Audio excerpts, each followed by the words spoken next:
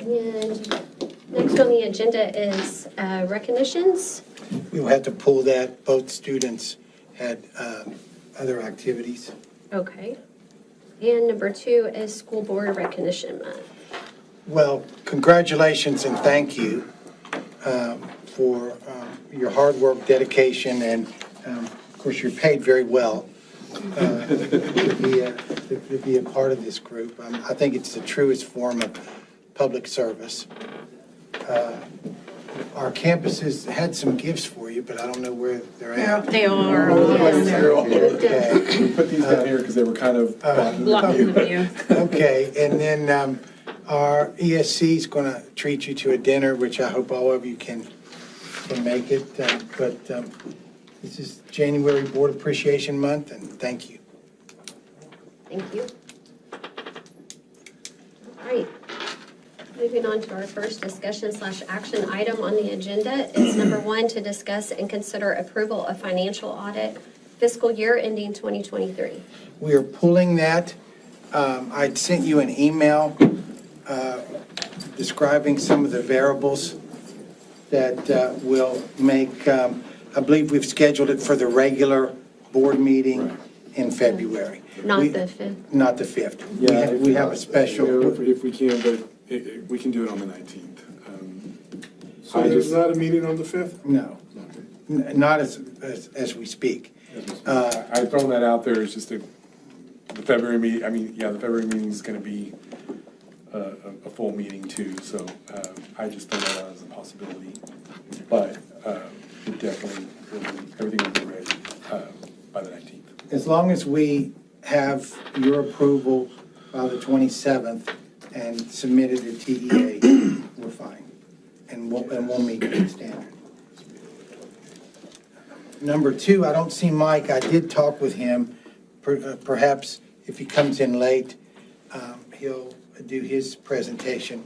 What, Madam President, members of the board, what Mike is going to bring is news that he shared with Mr. Carroll and myself 2 or 3 weeks ago regarding some significant economic activity that's going to possibly happen in our attendance zone, a hydrogen plant, and what they called green steel. Do you have anything to add on that? I'm not gonna, I heard a lot of terms that I'm not gonna try to repeat. You need to hear from Mr. Culberson. And you said Mike, who's Mike? Culbertson, he's the president and CEO of the Corpus Christi Economic Development. I think you know Mike. The one appraisal meeting I went to where you were on the board, he was there and spoke. Okay. I've got a very short memory. Yeah. But I did. If I saw his face, I'd probably know. Yeah, you will. I did touch base with him over the weekend to remind him, and he said, yeah, he'll be here, so, but he's not. All right. Well, if he shows up, we'll move back up to action item number 2 for discussion.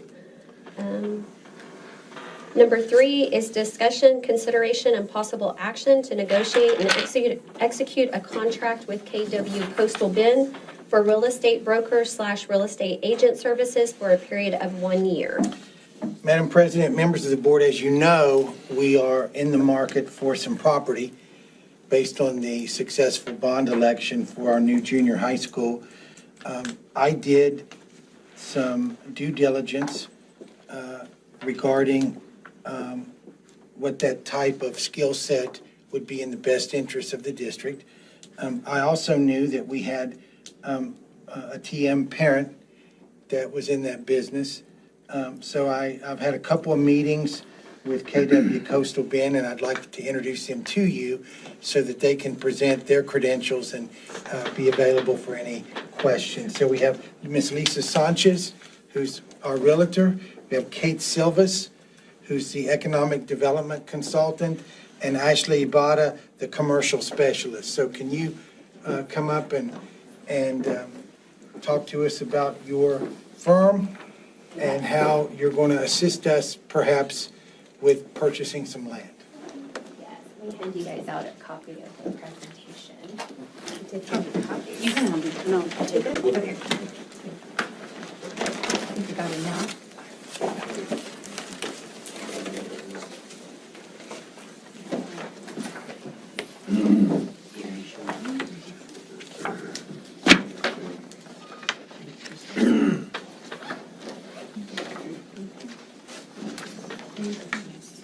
Thank you.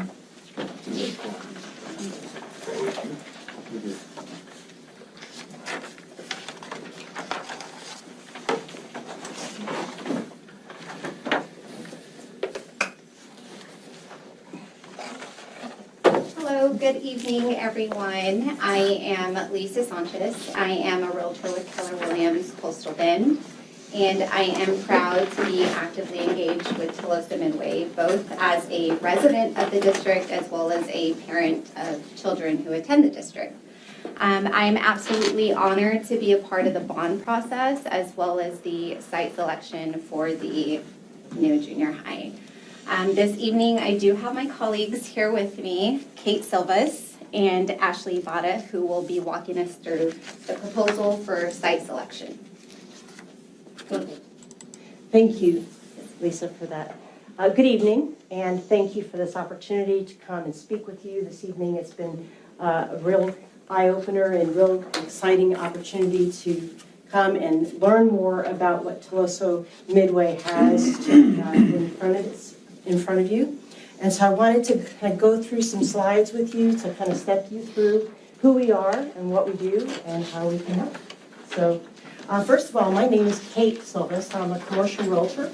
I'm a certified economic developer. I've been in public service now for 20 plus years.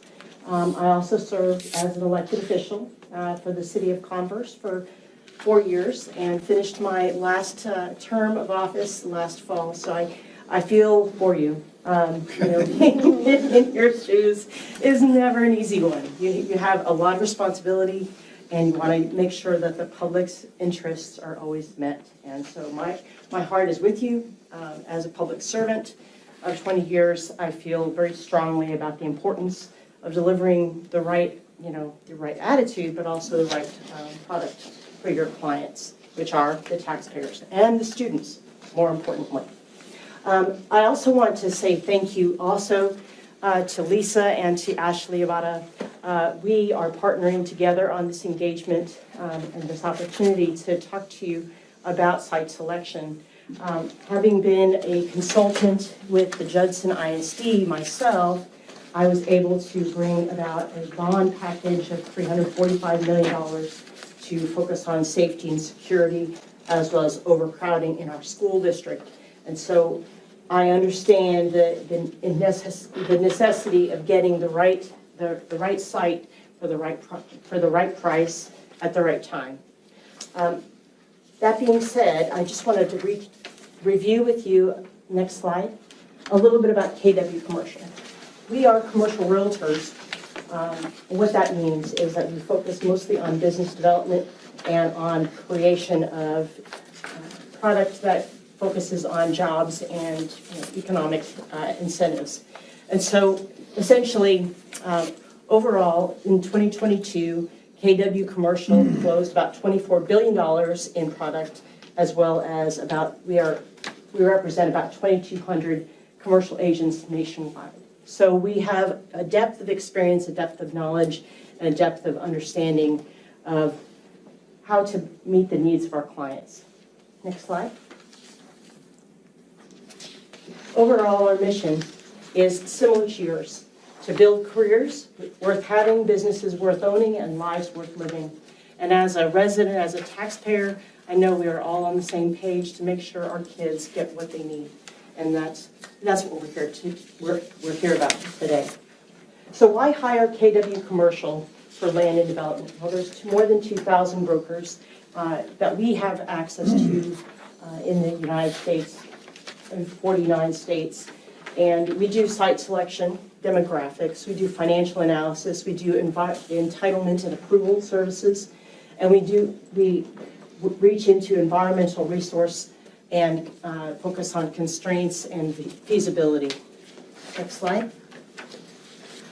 As a government services person, I'm the Director of Government Services for South Texas. And what that means is on behalf of Keller Williams, I focus on helping governments and public bodies be able to monetize existing assets that are not performing or able to increase your operating budget, increase your operating income as a result of either leasing or renting or outsourcing certain assets. And so our product includes complete analyses and proven results. Next slide.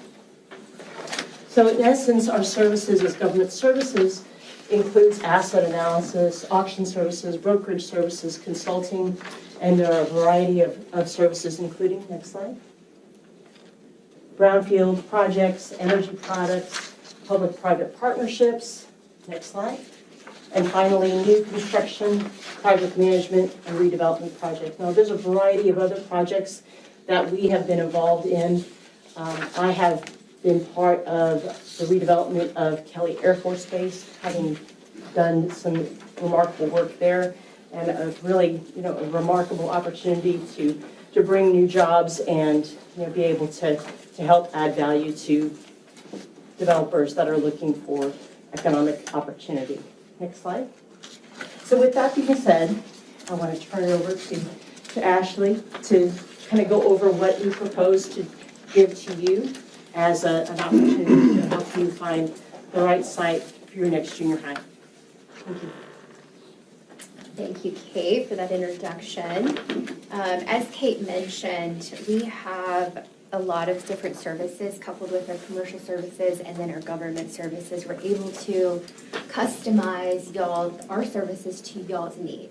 So for this project, I want to touch over some of the services that we are offering and then what we can do for you. So what we're focusing here is on our brokerage and consulting services, most importantly, the site selection and planning process, or site selection process. But we still will be doing market analysis, financial analysis. We will be coordinating with your engineering and your construction and design team to make sure that the land suits those needs. And then, of course, the acquisition for the transaction analysis and transaction negotiation. Next slide. So with the site selection process, we wanted to hone in on how we narrow down to that final decision, the steps that are involved when we're going into that. So there's 5 key steps when we're doing it. We obviously start with your criteria for your site selection. We're looking at accessibility, the location. When we're looking at that, it's mostly proximity to major transportation, the ease of access for your current location, to serve the diverse students and your population, size and spacing, and then of course community integration. Then obviously we're also considering the environmental and safety assessments. I know this area is highly industrialized. We talked about underground piping and proximity to certain things. So that's going to be considered, studies from that. Community feedback and input. I know there's been studies already done and surveys. We're going to take that feedback into consideration, of course, and then address any other concerns raised by parents, students, and any community members. The 4th step in that would be like cost analysis, and then of course maintaining that budget, maintaining where the site we're looking at is financially feasible whenever we're looking at developing that area. So recommendation, then of course discussion, that's the final step. When we narrow down the preferred site proposal suitable for all those other criteria. So next slide, this gives you like an in-depth, I kind of highlighted the main points from each of these steps for our selection. The next slide goes into our pricing. So with that, I will turn it back over to Lisa, and we actually need to cover that.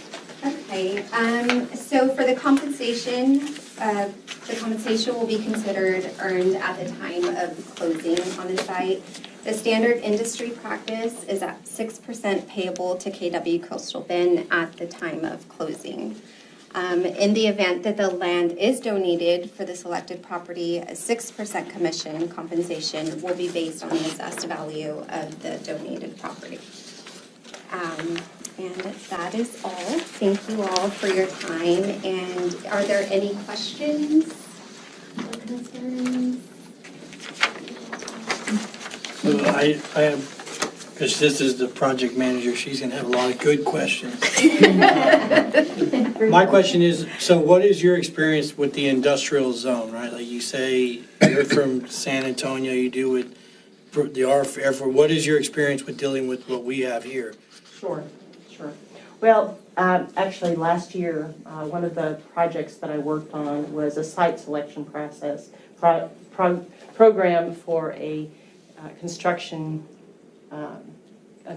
contractor. A private entity was looking for site selection for a concrete batch plant in the Floresville area. So I was able to work around, look at their specific permitting requirements and to determine, the best, number of sites that are available on the market as well as off the market, and be able to, go from there. So being able to kind of narrow the field to what your specific site concerns are is very, very important. What the problems are that are under the ground more so. And so it's very important for us to have those early conversations about those site considerations. I understand that there's some pipes that are underground. There's some air considerations and so forth. So being a mom myself, I want you to be able to get the right site for your project. So. But you have experience working with TCEQ and Yes. Yes, all those EPA, environmental hurdles you're going to run into. And, finding of suitability to use and all of those things. When I was with the redevelopment of Kelly Air Force Base, and that was some years ago, but part of our redevelopment efforts had to do with specifically, environmental cleanup concerns and what the impact is to, your ability to redevelop and reuse a site. So, for instance, being able to work with the EPA as well as TCEQ, knowing what those, what the permitting requirements are. Yes, sir, I have that experience. And then the last question is, do you have any experience with school districts here in Corpus? In Corpus myself, I do not. I have experience with school districts in the San Antonio and South Texas area, but not specifically in Corpus, not yet. Because I go back to, and y'all have it together. I for don't. Sure. I don't. These ladies have been, are part of the community. I bring the government services aspect to the table, so. I'm just talking like learning from like what Carol went through, right? Where they like purchased land that was over a fly zone. Oh, yeah. And then, like, I'm talking that kind of stuff is what we My son need goes. to. This is very, very important. For example, right now in Congress, where I live and where I have served the city council, we have concerns about encroachment around Randolph Air Force Base, and so there are no-fly zones, and there are concerns regarding physical invisible barriers, if you will. Not only zoning, but also, federal requirements. The Naval Air Station is not far away. So you have all of these invisible barriers that impact your ability to say, we can go vertical here, we can't touch this area. In a neighboring community to mine, there are wide areas where there is no development because of concerns and impact to the Air Force Base. So you're speaking my language. And we do have that in our district because Clarkwood is very close to the airport. And that is part of our district area. We have a lot of things. We have Well, right. refineries, Yeah. airport, high-pressure gas, underground lines. We have all sorts. But my question to you guys is, okay, you say you don't have any experience. I haven't heard from them. Y'all are the ones that are gonna be here Yes. Yes. directly with us, right? Yes, sir. Okay, my question is, traffic for the school. Up and coming development that you might not be aware of when we go to purchase, like, for example, there's a big development that's gonna happen next to the high school. You know, if we had bought 20 acres across the street and didn't know about that, it would have been a traffic nightmare. So, you know, my question is gonna be, y'all gonna have to look forward to see what other potential neighborhoods might be in that area, developments. You know, those are the things that I'm gonna wanna know because of the traffic, how we're gonna get in and out, how easy, how far south, how far west. We can't go west at all because of Cal Allen. Now we can hardly go south because of London. So y'all gonna have a real narrow, Yes, and challenges to face. you're gonna have yes. challenges. But, So you know, what I wanna see started. when y'all bring a proposal on a site or something, it's gonna be that future development of the area, traffic and, you know, things like that, that we might not be seeing right now. The seen and the unseen, yeah. Exactly. During our preliminary research, we had touched on some of these major issues and challenges that we would face with Mr. Van Mieter. So, exactly, I'm already 10 steps ahead thinking, where's the new construction for homes? Where's the bus routes? How far is your boundary? Completely on the same page with you. And then the overlays too. So, a lot of different overlays. And we have access to different software that can give us all these metrics on how we're going to narrow down that site selection for you. A lot of metrics, including traffic and everything else. Drainage. Drainage too, that's a big issue here too, because you don't want to be on septic, right? Come on. So, No, yes. definitely. Yeah. Excuse me, so in consideration of what you're looking at for land development, it is a very narrow field. So do you already have, you studied the area, do you already have a vision or an idea of an area that you're looking at that is possible, that could possibly work for building a junior high? Or have you narrowed down an area? Because we are surrounded by blocks. I mean, we've got the next school district, the refineries, the plants, everything. So it's really narrow. So have you studied the area enough to where you can say, we need to but we already have an idea of where we can see for the development of a school that is gonna be a high traffic area? And that is not going to be in a flood zone because we already have schools in our district that are in flood zones that creates problems for early releases and all that kind of stuff. So my question is, so have you all studied the area in this district enough to be able to narrow an area? I kind of said, we can't look this way because there are constraints or it's not a good area to build a district, a junior high. That's my question. So have you already got a general idea of where you're gonna look that fits all of those concerns for us as a district for future growth? So we started. I don't want to interrupt you, Go ahead. but I definitely want to say that is executive session information and that we've got to keep that behind doors. So I just want to make sure there's not any information that's shared that cannot be shared in the public forum. Yes, ma'am, that is correct. I would say that when when you engage us, we'll be ready for it, and we'll be looking forward to helping you.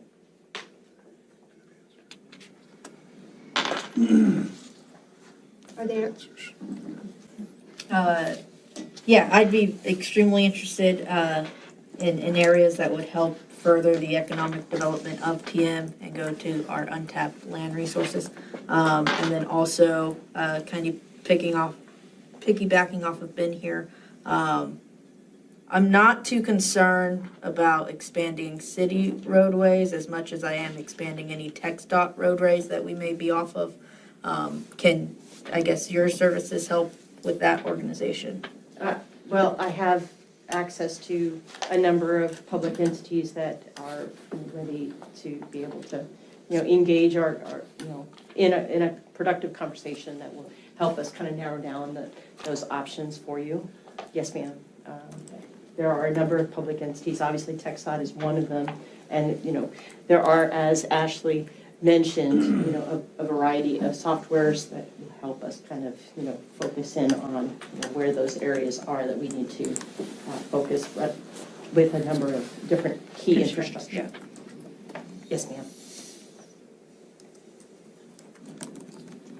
Any other questions? Any other discussion? All right. Those were impressive questions. Thank you. Thank you all very much. It is the administration's recommendation that the board approve to negotiate and execute a contract with KW Coastal Bend for real estate broker agent services for a period of 1 year. Make the motion to approve the superintendent's recommendation to negotiate executive contract with KW Coastal Bend for real estate broker agent services for a period of 1 year. We have a motion by Paul Mostello. Do we have a second?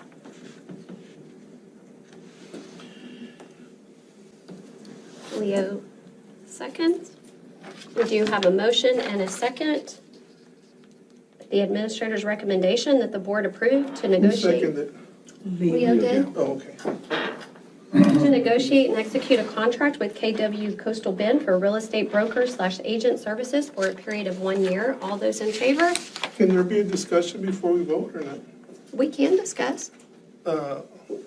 Because you had said, like, her comment, we're gonna discuss in closed session. We can't discuss I specific understand that, locations. But couldn't we have that discussion before we vote on their contract? I don't think until you hire someone, they can even look for an area, right? Well, and my question was really, maybe I just said too much. My question was, do they already have an idea of where they're gonna look? Not I specific. think I can answer that without violating any.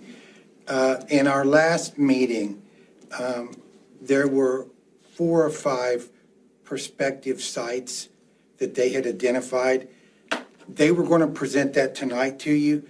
I asked them, no, that's an executive session item. So they have that. It's just, we don't have that on the agenda, and I have seen it.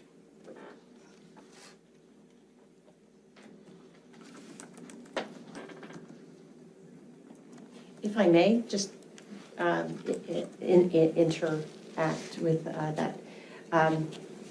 It is important to hear the interaction from the board as well as the community, to hear those concerns and understand all of the variety of inputs. There has been some initial look, but again, that would be, specific locations would be. Yes, and I wasn't asking specifics. I was just asking a general question. I may have just elaborated too much. Can I ask a question before, I don't know if it's, so is 1 year pretty standard for contracts with real estates? It seems like a long time. I don't know. I've never dealt really in that. But I guess we would want to see some, progress. What I believe will happen is, once we engage with a broker and an architect, then they collaborate together to determine feasibility of utilities, that sort of things. So they would collaborate prior to even moving forward with a contract on a piece of property? They're going to be interested in the design, that sort of thing, easements, utilities. So you do one and then you do the other, then they marry together. Well, here's my stand, and you might understand this because you said you were in public service for 20 years. Yes, So I'm sure you understand that a lot more than I do. But as a trustee and as a voice for the community, I would just like to know about these things before they're put in front of me and just, I would like to know a little bit more about, well, who else was available? Who else did a presentation? Who else have we talked to? Has nothing to do with you guys. Well, under the professional procurement, they're not under the same guidelines as we are with other professional services. In other words, we don't have to do an RFQ. It's the superintendent's job to vet the process and make a recommendation, and that's what I've done.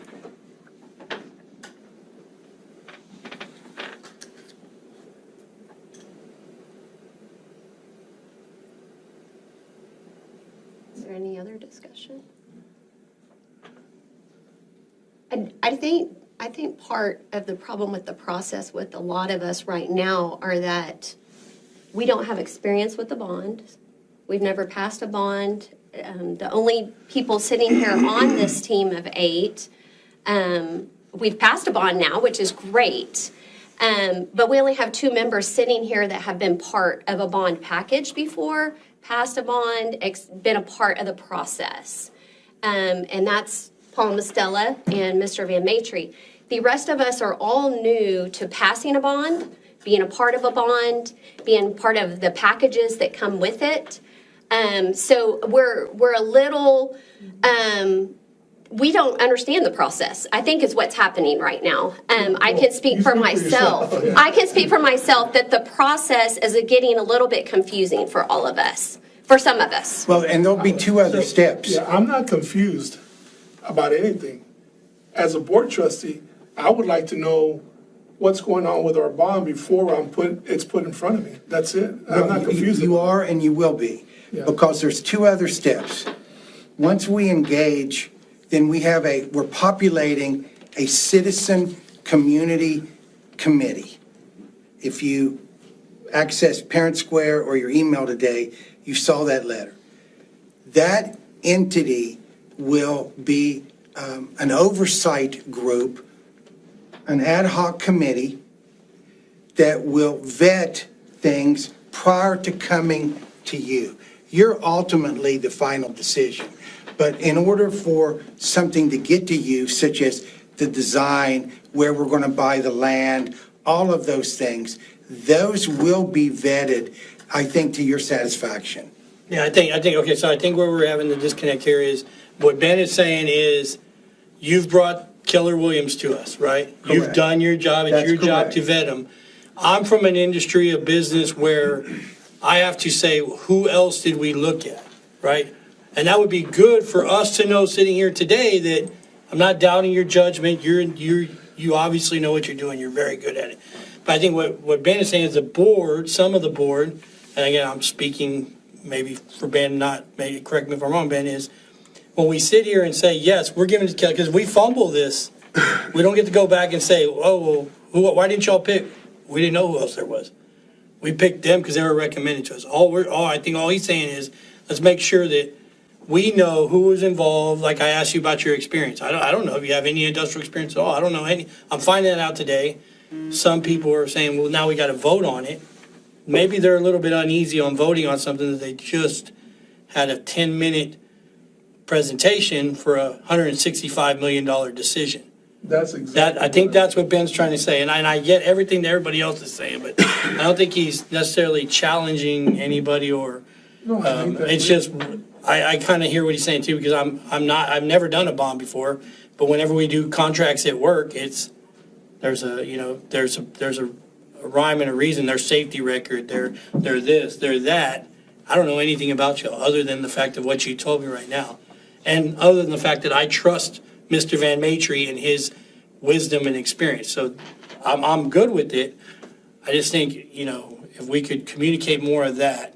And that's why some of these questions you got today may have been hard, but you're going to get even harder questions going forward because it's a lot of investment in our district and our students that we have to protect.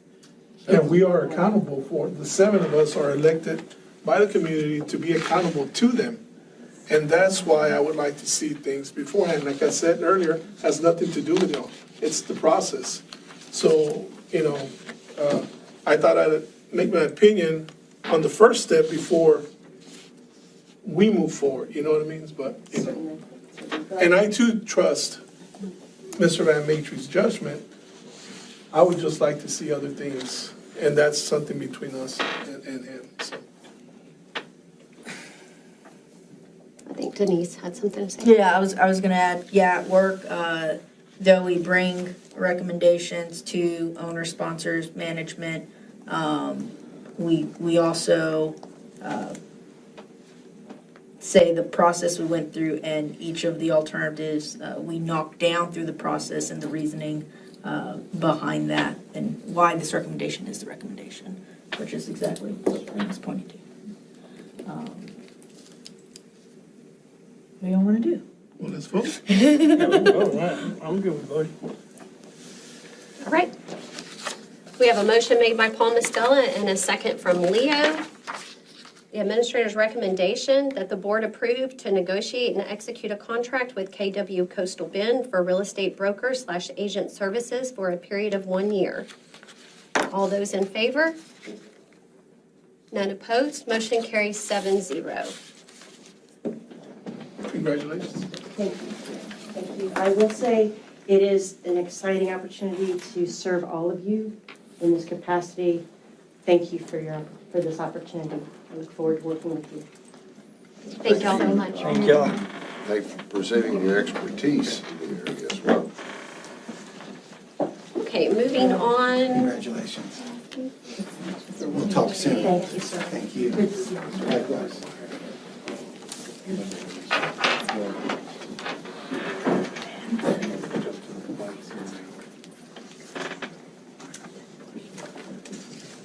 Moving on to agenda item number 4, consideration to select Lena's architect on the basis of demonstrated competence and qualifications to perform design services for new junior high school and safety and securing festivals, and authorize the superintendent to negotiate and execute a professional services contract for a fair and reasonable price.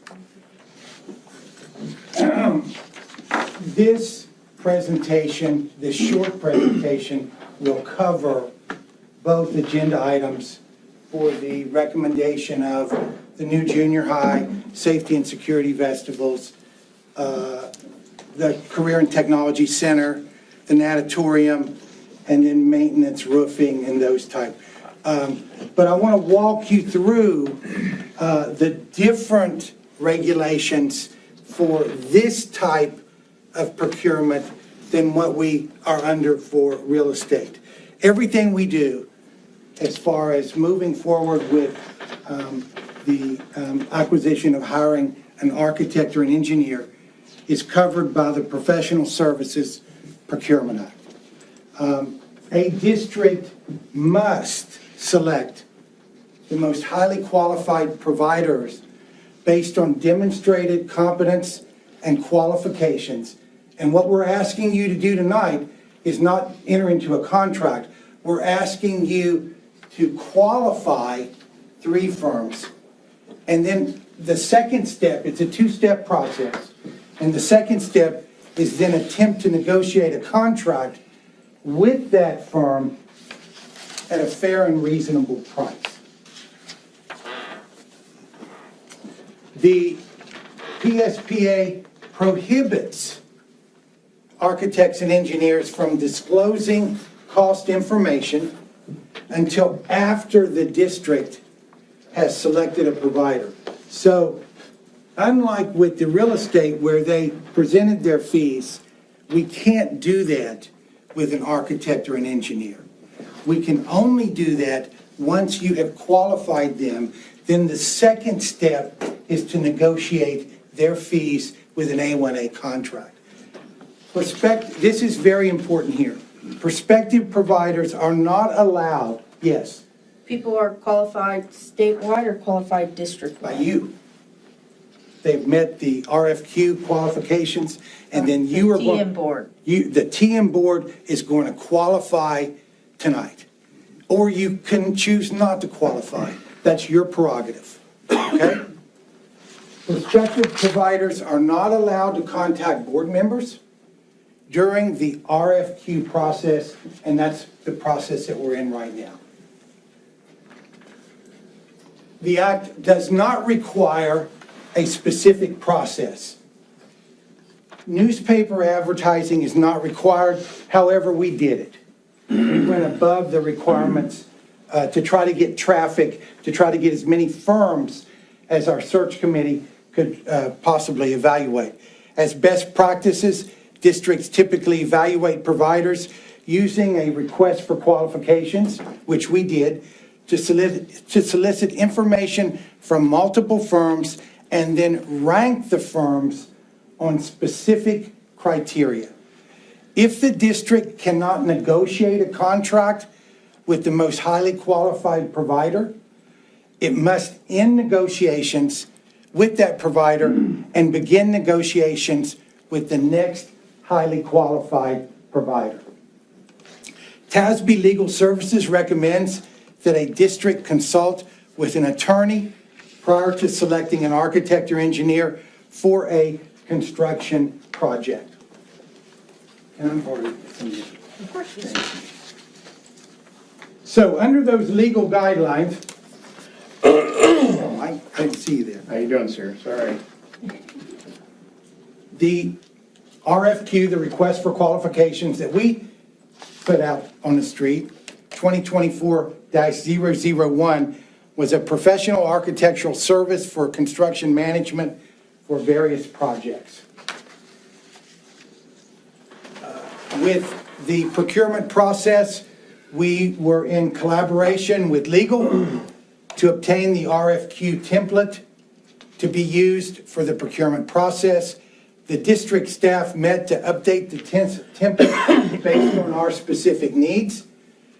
Crew's firm then will generate A1A contracts with selected providers to ensure all terms are in the best interest of the district.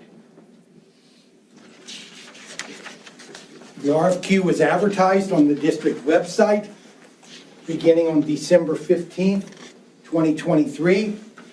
The RFQ was also advertised in the Corpus Christi Caller-Times on December 21st and December 28th, with proposals due at noon on January 12th, 2024. 6 proposals were received by the established deadline, and a 4-person committee was populated based on criteria identified in the RFQ. The scoring committee developed this matrix for scoring the architectural firms: reputation of the architectural firm, experience over the last 5 years assisting school districts, 3 or more references, resumes of key personnel, past relationships with Tolosa Midway ISD, responsive documents. In other words, did they send in their big packets, what we asked them to do, and claims or suits filed against the architectural firm in the past 5 years, if any, and the disposition of such claims. So this was the alignment of the scoring matrix that the committee used to make subjective evaluations of these firms.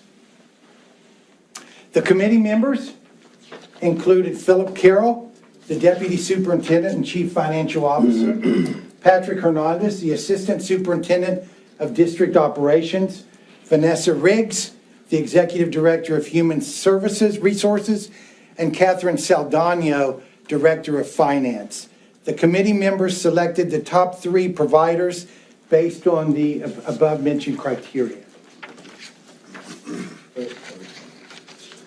And I will turn it over to Philip, who was the committee chair. So once we did our evaluations, did our scorings individually, we combined everything, took all the averages, the rankings, the top 3 firms, Roland Eyes Architects, VLK Architects, and Bill Wilson Architect LLC. And then once we qualified the top 3, we did another evaluation inside that to determine, okay, which projects do we recommend based upon the proposals that were presented and the experience. Because first, let me say, everybody that submitted, they've all got extensive school district experience. They've all done various things for school districts. But we looked at, the types of buildings. We looked at, who's done a lot of auditoriums, because we put that in the RFQ. So people, they can emphasize if they've done natatorium work, if they've done CTE centers, if they've done some of the specifics that we put in the criteria. So we're looking at recommending Linnaeus Architects for the 7th and 8th grade campus and the safety and security vestibules and the improvements and security projects. VOK Architects is for the CTE center and the natatorium based upon their presentation of the information they provided. And then we selected Bill Wilson, Architect LLC, for food service and some of the minor maintenance and those recurring things that we need to take care of, deferred maintenance, that you will, that we have to take care of. And now the next steps. We've got the recommendations tonight to the price as presented, to the recommendations for the rankings and the verification and approval. And then, once we get that, you're giving Mr. Emetry the authority to start negotiation with the firms that were selected for each project. And then, once we meet, get those negotiations done and come to the terms, then we'll drop the AIA, those official boilerplate architect rankings, but it'll be vetted with the attorneys to make sure that we've got all the terms, hopefully in the best interest of the district, for both parties, and can execute the contract. Can you elaborate a little bit? What is the acronym, or what does A1A stand for? It is the American Institute of Architects. Yes. I have some questions. On the scoring committee, was it a point system? How did you come up with? Yes, each of the criteria had a different points. Some of them had more points to them. There was a weight to some of the criteria. And that was created by that committee? It was, we took the template that we got from the attorney, and I don't believe we tweaked the points. I can't remember I don't think we tweaked the points that came in the template, did we? I don't remember, I don't but think the we did. point system was established, they knew what the point system was It gonna be. was in the RFQ. In the RFQ, that was established ahead of RFQ time. Established, this category is worth 20 points, this item is worth 5 points, this item is worth. Right, but we do our research, right? We scored them. They could put that in the RFQ that I guess, when y'all did the scoring system, y'all had a system set up for all of them that was consistent. And you said you averaged out the scores to find the winners? Okay, second question is, how many of these have done business with us before? I believe all of the people of all these three, they've all done, the three that we selected have all done projects with the district before. And are any of those projects troubled projects that we're dealing with today? To my knowledge, no. Yeah, say the projects that they've completed. Yeah, like the AC project, was any of them part of that? No. Bill Wilson has helped us with food service, kitchen remodel, our renovation and upgrade that we're in the process right now. He's done some roofing and I believe some HVAC replacement stuff for us. VOK did our ag barn. They're the architect that designed our ag barn. So going back to HVAC replacement, that's some of the issues we're having, right? Right. Did we research what their involvement was on that HVAC replacement? I can tell you that the things that Mr. Wilson has helped us with are not the things that we've had problems with. I want to make sure we're doing that, because Yes. I've said it since I've sat in this chair, we get in a real bad, I'll say bad habit, we get in a real habit of, they've always been here, it's always been that way, we've always used them. We have to be thinking creatively, and we can't just resolve to these three because they've done business with us before. Yeah, that may give them some extra points in the scoring system. Correct. But is it good business? I can tell you and what I don't mean that in any kind of ethical way, I mean in results. No, I understand what you're Is saying. it good business that they are gonna come back and build us a 7th and 8th grade school?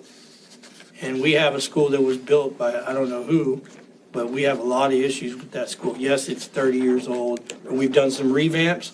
We have issues with the revamps that were done by potentially some of these people. Correct. I can't make that comment without knowing. But I hope that the committee thought of that. I can tell you I did. We did. And then my last question was, Wait, what did Lanyaz do?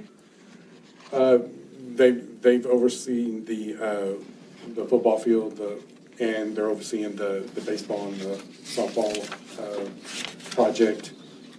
And They did the pre-bond They did the work. pre-bond work. They also did my high school in Fremont, which was a very difficult project. Now, certainly not as large as this project would be. That high school was about 100,000 square feet. But this was what impressed me about that firm. It was a complete, total renovation, which I think is much more difficult. And we still had school during the renovation. And that took a lot of work, took a lot of detail. It's a very contemporary, up-to-date. It's a small firm, which I think will be their total priority. This is a gentleman that is an officer in the State Architectural Professional Associations. He has a very good relationship already with the teachers at the middle school because they've worked together to create those designs and conceptual renderings that we used during the campaign. So I think this is a firm that definitely meets your needs, Paul, is someone that doesn't have a long history with the district, but does have a history managing the stadium renovation. He's overseeing the baseball, softball, and his firm did all the pre-bond work. yeah, see, that's the kind of stuff I like to hear, right? That's good. He's shown a track record that he's been good for us, and I don't know. Is he a local firm? No, his firm is out of Harlingen. I thought I had another question, but I don't. Can I mean, this may cut some of the questions short, maybe not. And what I ask is respectfully, I was really surprised to see that we were, at this point. I was expecting to see presentations from everybody that's submitting a proposal. I would have liked to see that, even the ones that did not meet the committee's requirements. But I would like to table this so we can look at the proposals. I don't know how many people submitted? Six. I don't know of any district that does that, because I would view that, Mr. Gonzalez, as you interviewing our principals. Yeah. I think that having the two-step process where we have a committee and we have an RFQ, and the committee, certainly the scoring is subjective. Right. But And I'm not doubting the committee, but this information is going to be public information. And so somebody in the outside might request it and say, hey, you voted for this and this is what happened, and I don't have the knowledge. You know what I'm saying? This has nothing to do with trust, all it has to do with is the fact that this whole thing was a voting, the bond was a voting, the voters decided. And I think the rest of us here, no one's appointed, we're all elected by the voters. So we're accountable. I understand that. You know what I'm saying? If you go back to Lone Star Governance, you're responsible for the outcomes. Right. I'm responsible for the input and output. This is the input and output. Your governance. And if nobody sees it my way, I mean, I get it, but that's the way I feel. I think that it would have been nice to have a presentation, so that we know who we turned down and the reasons we turned them down. At this point, I don't know why. Or why we've decided to rank them as we have. And again, that's just my personal opinion. And if I'm the sole person like that, I get it, I understand. I know you have your hand up, go ahead. No, you could talk. Is there a generic scoring that doesn't have like the person's, like the architect's firm's information on there that the board could actually look at? We have the scoring if you want to look at the actual scores. Well, do we have the proposals that we can look at? Do we have that? I have them. They're in the vault. I have them. I think maybe that's again where we're coming from. You're right, the governance, what you said makes exact sense. But part of your decision-making is gonna be the outcome for the students, right? Like, so I feel like, and I agree with what you're saying, Leo, and I'm trying to balance here how it works different from my world, right? Like in my world, I would never go into a meeting and say, yes, I'm gonna give them the contract. Like, if But I keep did- in mind, you'll still have to approve everything that's done. Right, but we've And already, that's at when that there'll be point, presentation. but at that point, we've already selected the ball players. And that's where the concern comes from me, like, again, I'm not used to this. I've already picked my coach. Now my coach gets to tell me, the details. Well, what if I pick the wrong coach? So I called GP, Robstown, Freer, Fremont, TM, Allison, Skidmore. And that's all the time I had. They all do it this way.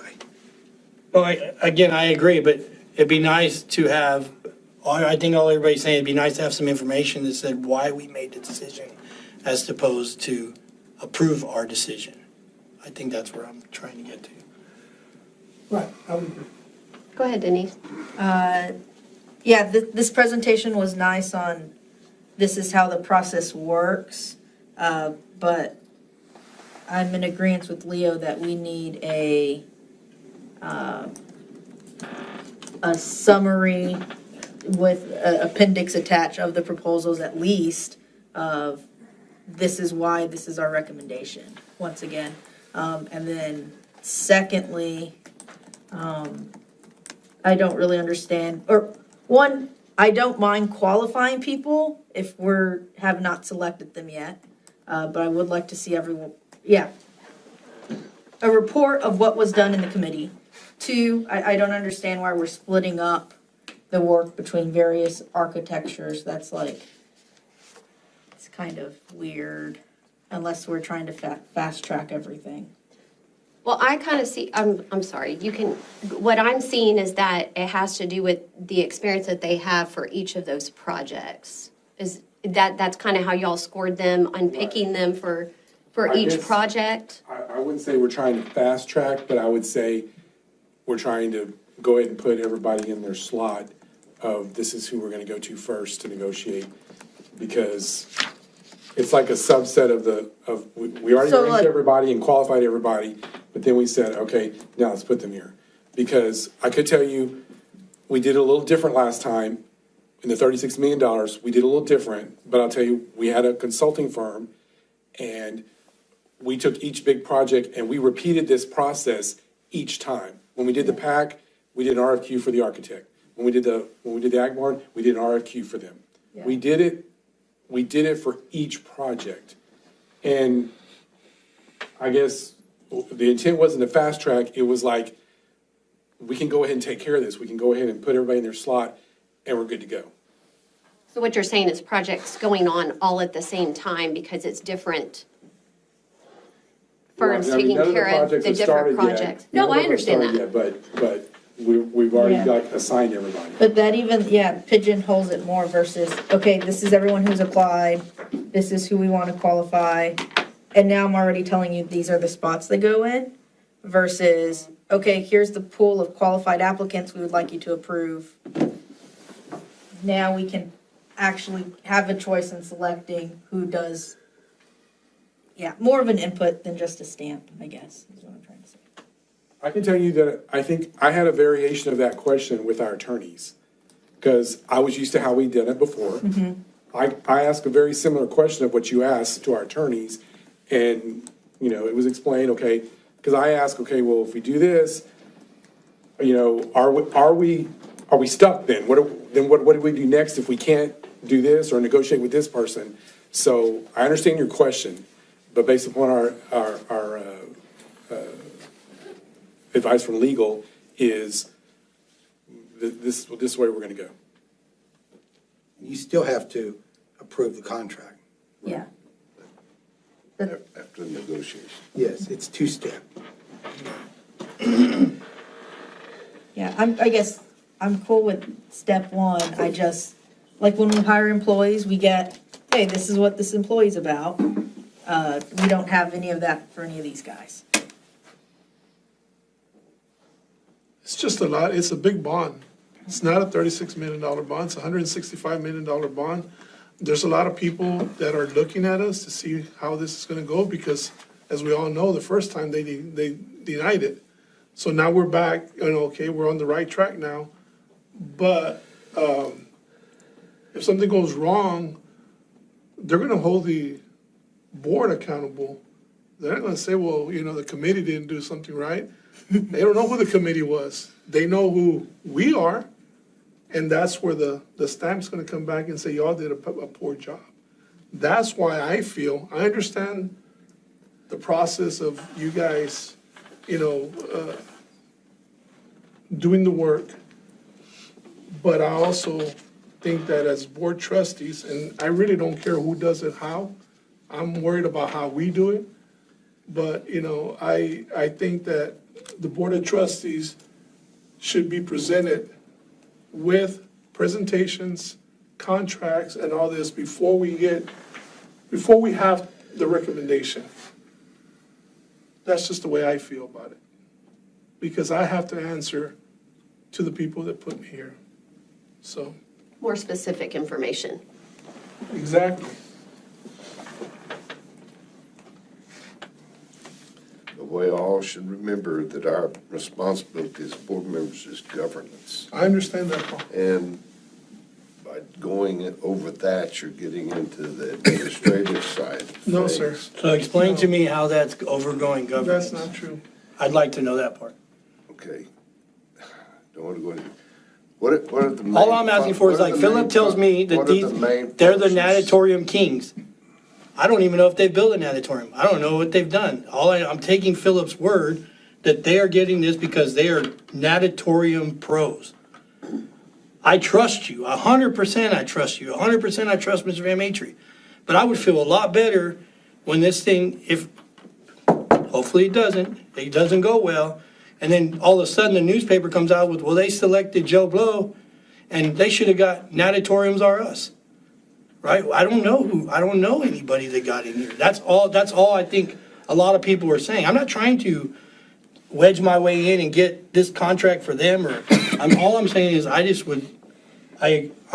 agree that it would be better if we had more information so that we can feel good and have a warm fuzzy about the decision we're making.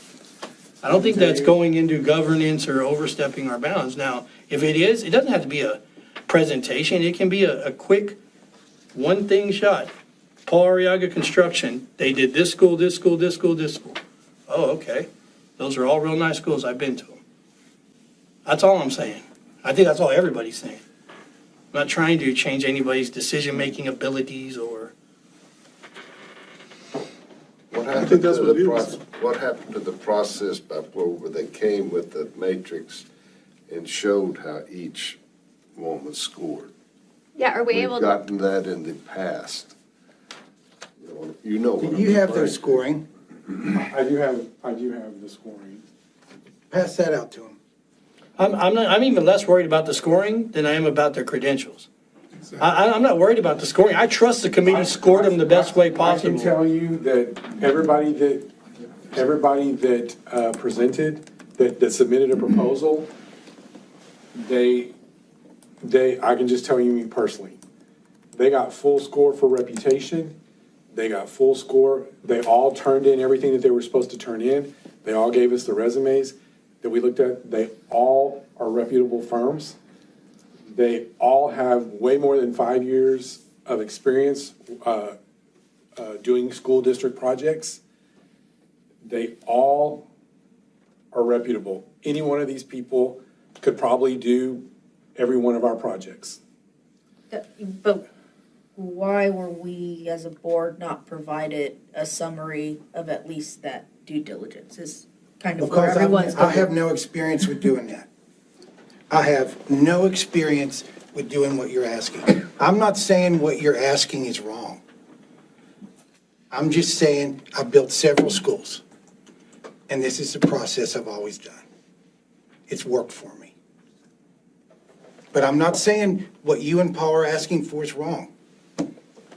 Well, and I will say TM has had some not good luck with stuff that's been built. And I think with the transparency in the past and the issues with facilities that we've had in the past, I do understand these questions because we are faced with a lot of facilities that have not been maintained, right? So for whatever reason, we weren't involved in that. But I do understand the questions of what we're asking and the little bit more of specifics that we need. Seeing the criteria, I mean, I know that when the baseball fields and softball fields were first put in years ago, they went and visited other baseball fields, other softball fields. So the due diligence of, did we visit other locations of these architects? Yes, you've worked with them in I've worked with one of them. Fremont. Have we seen their work other than what they've done on our facilities? That's a good comment. I've worked with the one that's getting the most work, which is the junior high and the safety and securities. That firm built safety and security vestibules for me. They renovated. Mr. Wilson here, I've witnessed his work with our food service. And then with the other firm, I wasn't part of the screening committee. I did look at their booklet.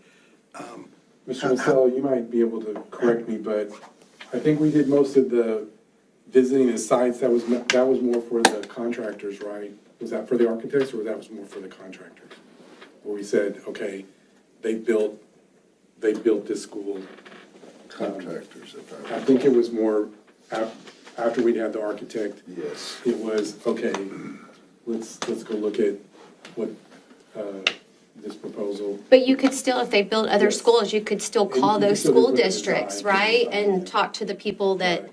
okay, this school's been standing 10 years. Are there any issues with that facility? I'm just asking, did that get done? I think that's the kind of questions we're just wanting to know. We're just wanting more information. On my part, and like I said, I trust Mr. Van Matry 100%, like Paul said, and his abilities to build the school. But this is a new age. This is a lot of money. And, why not give the community, the transparency right from the get-go, right from now, And by giving it to us, when they ask us at HEB, well, how is that gonna be built? Well, I don't know. Who's gonna build it? I don't know. It's just the I don't knows that really has me kind of fed up. But we're so early in the process. No, I understand that. Can't build anything. No, I understand that, and I understand exactly what's going on. But my problem is that before it gets any further, I would like to just be informed of more stuff, more details, and I'm not trying to do y'all's job. I'm just trying to do my job. Well, let me ask you this. Why would we even have a screening committee and a scoring committee if the board's going to make all the decision on the recommendation? I don't, that's what I don't understand. Well, the screening committee does their job to find out what they believe is, y'all are in the system, right? The board's job, if we had information and it said like the three references, three or more, I don't know who the references are. I don't know if they're reputable. I don't know any of that. That's what I'm trying to say. So say I had that and I said, okay, yeah, that's good, but you got references from this company who is not very highly thought of, or this person who's not very, those are things that I'm not saying we're gonna change the decision, but we have to say, yes, these are the right people. That's what we're voting on, right? I'm not challenging the committee. I just want to know what information the committee had when they made their decision, so that I can say, great job, committee, and I can support you 100%. Because right now, if I vote today and I support you, and they ask me, I'm going to say, resumes, who's the key personnel? I don't know. Who's the key personnel is? Robert is, or Len is. I don't know who that is. Yeah. But I'm voting to give them $100 and whatever million to make us the best school they can. I believe they can do it. I believe they can. They did it in Fremont. All we're saying is if we had more if we had more information, then we could wholeheartedly support the decision that you want us to make tonight. Here, the screening selection committee did their due diligence. Here's a report on their due diligence. We review that high level, any red flags, any additional information questions. Looks good, maybe some concerns here or there, vote yes or no, the end. In the past 6 weeks, I've already fired 2 engineering firms for very poor quality of work, and I would not like to do that at this school district. We're a public entity. Yes. There's a norm process that superintendents and their senior administrators go through in order to make recommendations to the Board of Trustees. Your time is very valuable. The process you're wanting, I'm unfamiliar with. And I don't think I can meet your expectations. I would just like a report of what happened. That's all I'm asking for, with attachments of some presentations. All right, I think what everybody's saying is if, when you send out the board book, if they would have sent a summary of, you're gonna vote on this tonight, here's what we did. I'm not gonna come in here and say, y'all shouldn't have done this, you shouldn't have done that. I'm just gonna say, okay, sounds to me like I normally do. I listen to the educators come in here and they tell me what they do, and they're really good at what they do. But I know I have the information to say, okay, So I get it. Let me take what you said and give you an example. So if we had said, okay, we're picking 1As, and then we put the bullet points because they did this, because they designed a 2A high school, they designed for this value, maybe some more summary points, and then these are the natatorium projects that VOK Even if you would have told me they're the football people, I didn't know. I mean, I don't remember that. Right. You know what I'm saying? Even if you would have just put, they've done our football field and our baseball field, done. They're great. They've been great. But that's all I'm saying. Like, I don't know any of that. I don't have any information. I trust everybody in this room. I think we have the best superintendent around. I think we have the best staff around. Philip, you're very good at what you do. Dr. White, everybody's great. And I trust everybody. I don't want anybody to take this as if I'm questioning their judgment or their power or their decision-making ability. All I'm saying is what I think I'm hearing from the team, and I kind of side with it, is if we had more information, it would be a lot. We would have voted on this in 30 minutes, 20 minutes, as opposed to asking questions like, well, who are their references? Or what did they do? Did they do previous work? Like, we're asking a lot of questions that maybe not all of them have been answered, but we could have a basis that says, that's all I'm saying. Well, we're being asked to put our name to it. So it's just, nice to be able to, and just like you said, the bullet points, if there's any major players involved, let us know, but, you said there was 6 firms. Put the 6 firms. Who's not in and out? Okay, well, we know everything. And we can, wholeheartedly put our names to it too. Because it's like Paul said, if it doesn't go right, we're the ones that are gonna look, well, and I've told Paul, and I've told Janie, I've told Leo, I think I even told Denise, is we're either gonna be one of the best boards at TM because of this bond, or if things don't go right, we're gonna be one of the worst boards because we signed off on all this stuff. So, I'd like to be the first one. I'd like to be the best board, and I'd like to be the best school district. I think we have everything in place. I just want to know a little bit more information before I put my name to it. That's all I'm asking for. I don't want to get into y'all's job. And it's like Paul said, that's not what I'm looking for. And I don't think we're crossing the line by asking for certain information.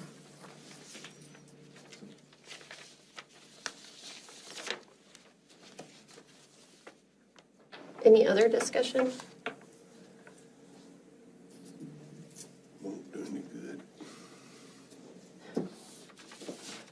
Well, very helpful. Yeah, that's not helping us I mean, move it won't do any forward. good. I mean, we're just trying to, It won't do any. The only thing that I've heard from the team, motion-wise, is to table it.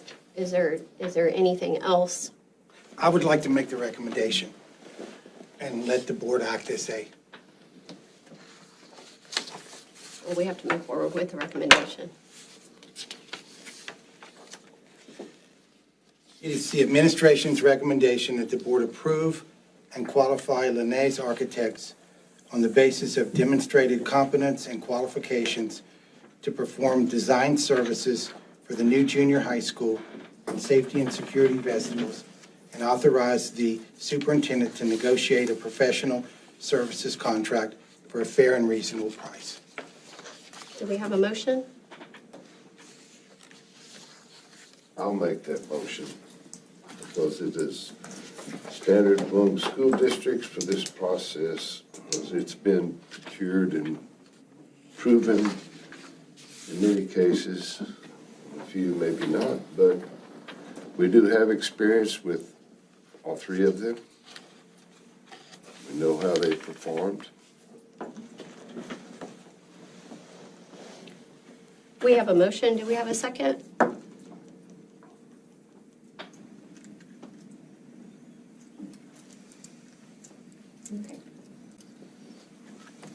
Okay, Madam President, can we move back to item number 2? I believe we have Mr. Culbertson here. Mike? Yes, sir. Glad you're here. Thank you. Mike is the president and CEO. Those for 4 and 5, No, that was just four. or just 4? I'll table It's included 5. a 4 and 5. You said that at the beginning of your, Okay. But do you want to read the agenda item for 2? the agenda item for number 2 is a report on the Regional Information Development, Corpus Christi Regional Economic Development Center. We have Mike Culbertson, he's the president and CEO.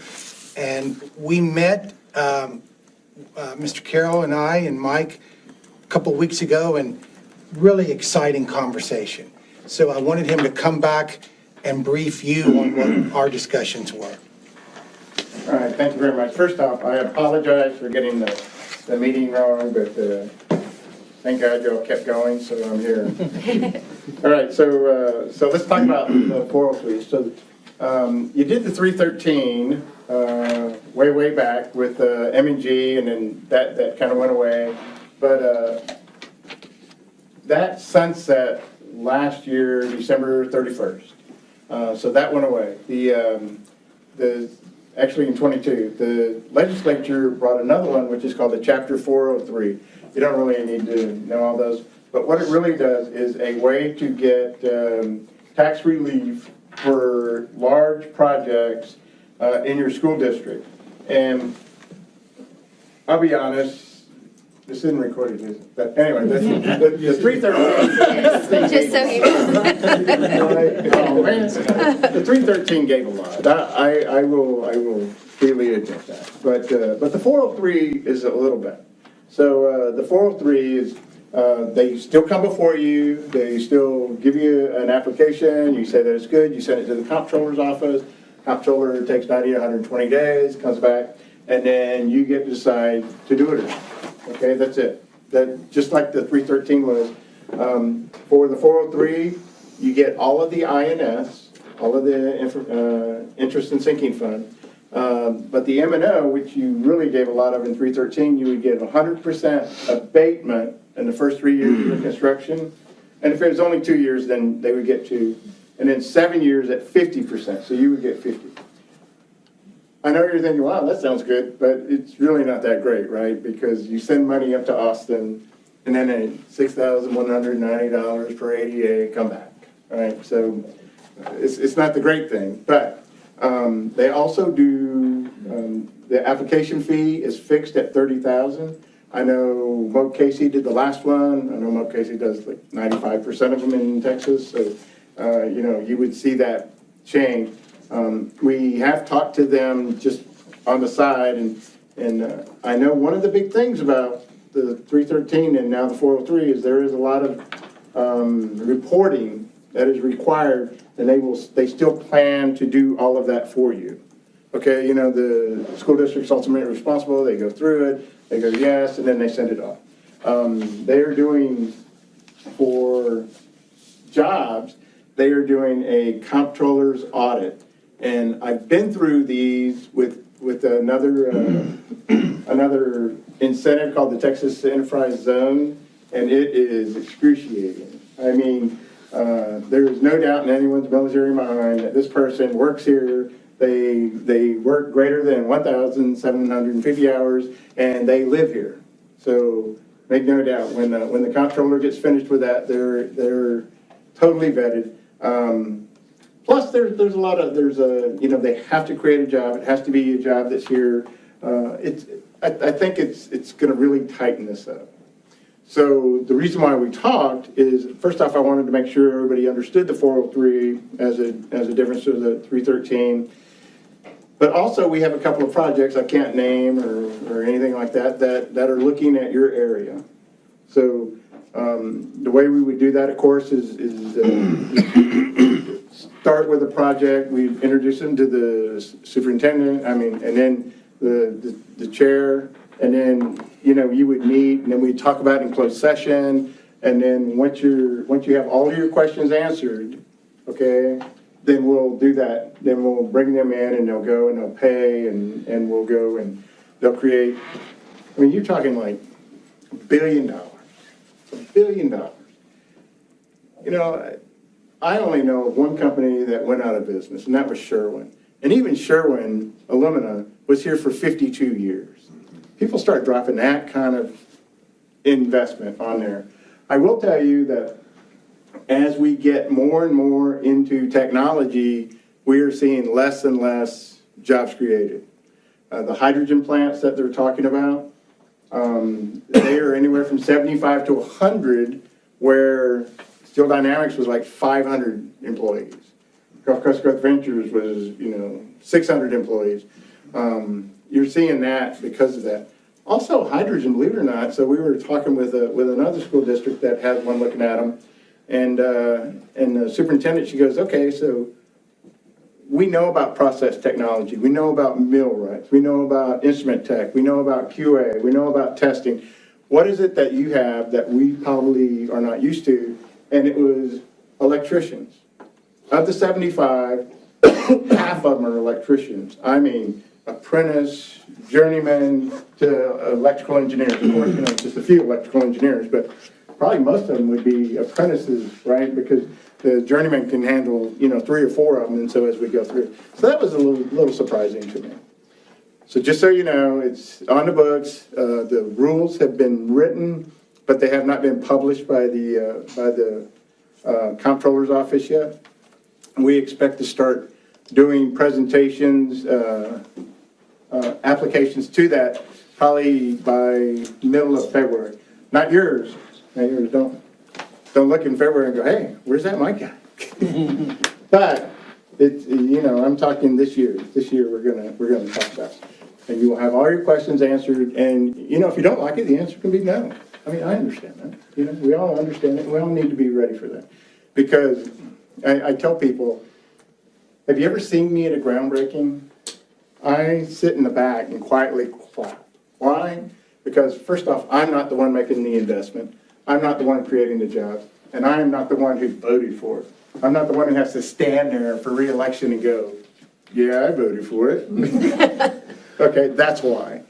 We understand just how important you are, and we try to bring quality jobs that are good for the environment. And I think one of the things we're going to find out on hydrogen especially is, okay, Title V emitter. Do you know what those are? Refineries are Title V. They actually have no emissions. However, they have to have a hydrogen flare and an ammonia flare. Okay, so it's but it's well below the Title V. So, this is kind of an exciting time. Mike, let me ask you this for a second. Yes, sir. Will the anticipated pushback from the community, if any, would be from the environmental crowd? Yeah, they are. And I had a question. So we were talking about a hydrogen plant, and I'm like, why do you not like this? This is what you want.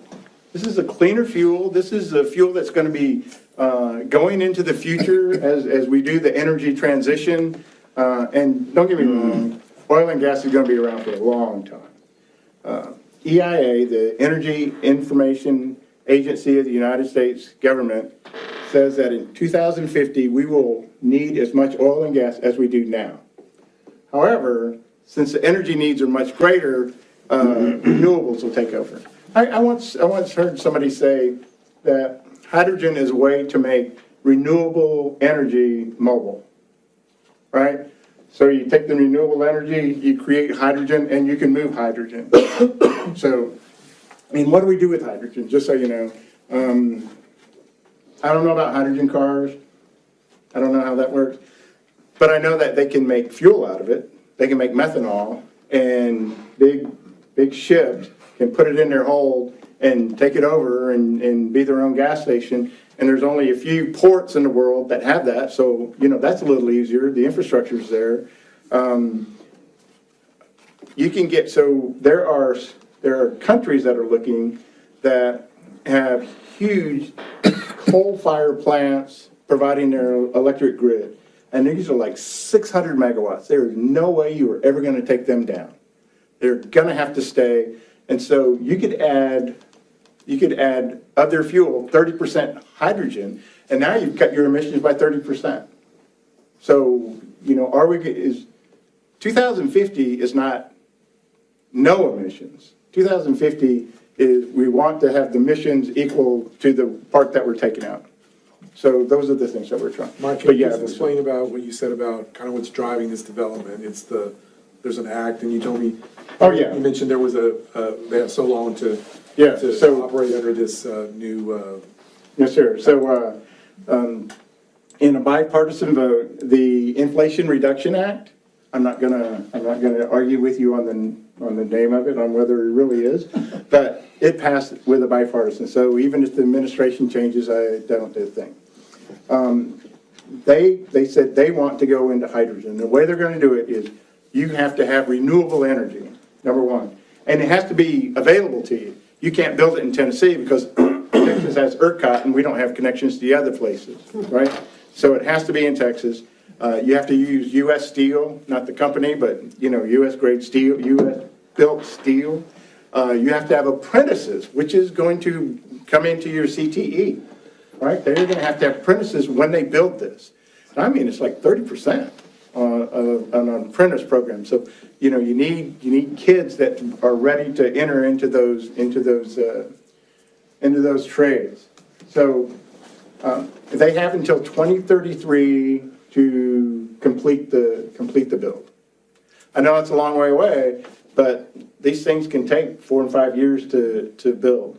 So if we wait 5 years, now you're under the gun to get it done. So those are the things we're looking at. And, you know, I was actually here for the M&G. I've actually been around that long. Isn't that scary? 2009. But we will ensure that the staff knows what's going on, that you have a chance to get all of your questions answered before we get down the road too far. So, all right. So let me talk about one more thing. Any questions? Speaking of questions. All right. I know it's a lot. You know, if you Google Chapter 403, Texas, plain language, you know, that might be a little. And if you're into AI, you can actually feed it the 403 and ask it to explain it to you in simple terms, and it'll do that. So that's one of the reasons. I don't think AI is going to take us over. So let me talk about Sinbar. Sinbar is a materials company. They bought the old Baker Hughes on Manning Road. So if you're going east on 44, you pass the airport. The first road is Bronco. The second one's Manning. So they come out there. They take what is that? Aluminum to do that and they take it and then break it down. They also bought Tor Minerals. Remember that over there? They also bought them also.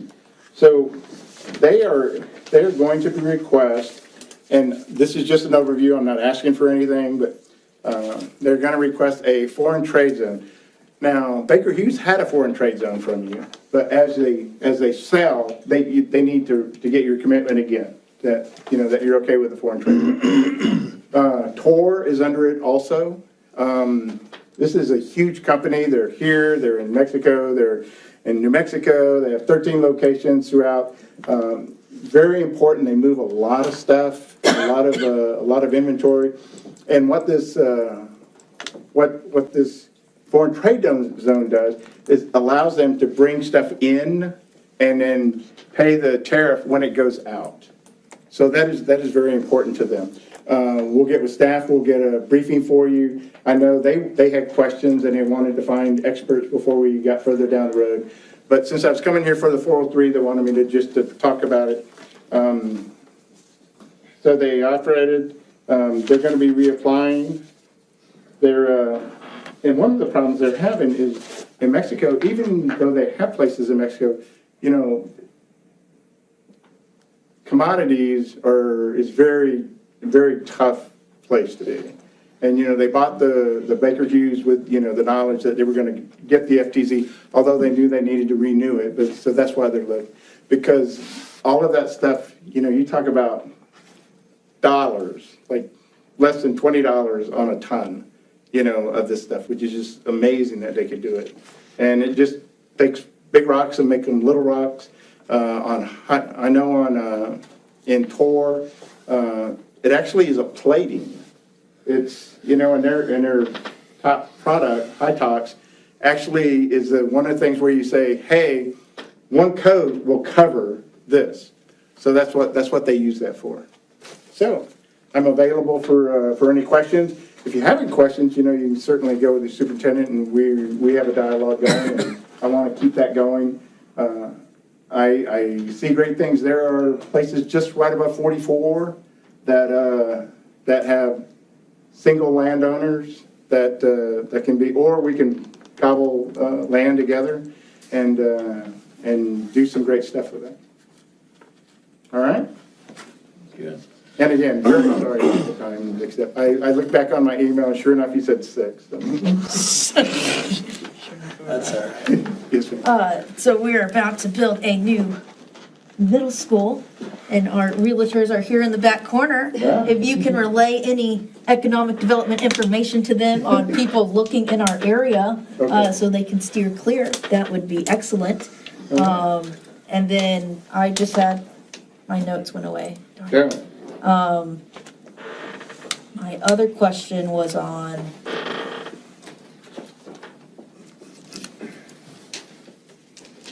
when we write these agreements with companies, most of them are standardized.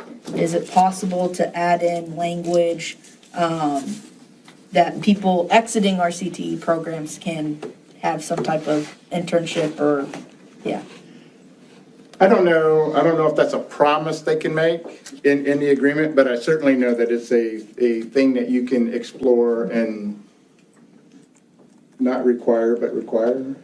Because, Okay. you know what? Some form of a working relationship to What- benefit the success of our I kids. have a 4-year-old grandson, and he has to be a lifelong learner, right? My grandfather retired from Wrigley Textile Mill in Ware Shoals, South Carolina, and he ran a lathe for 35 years. A lathe.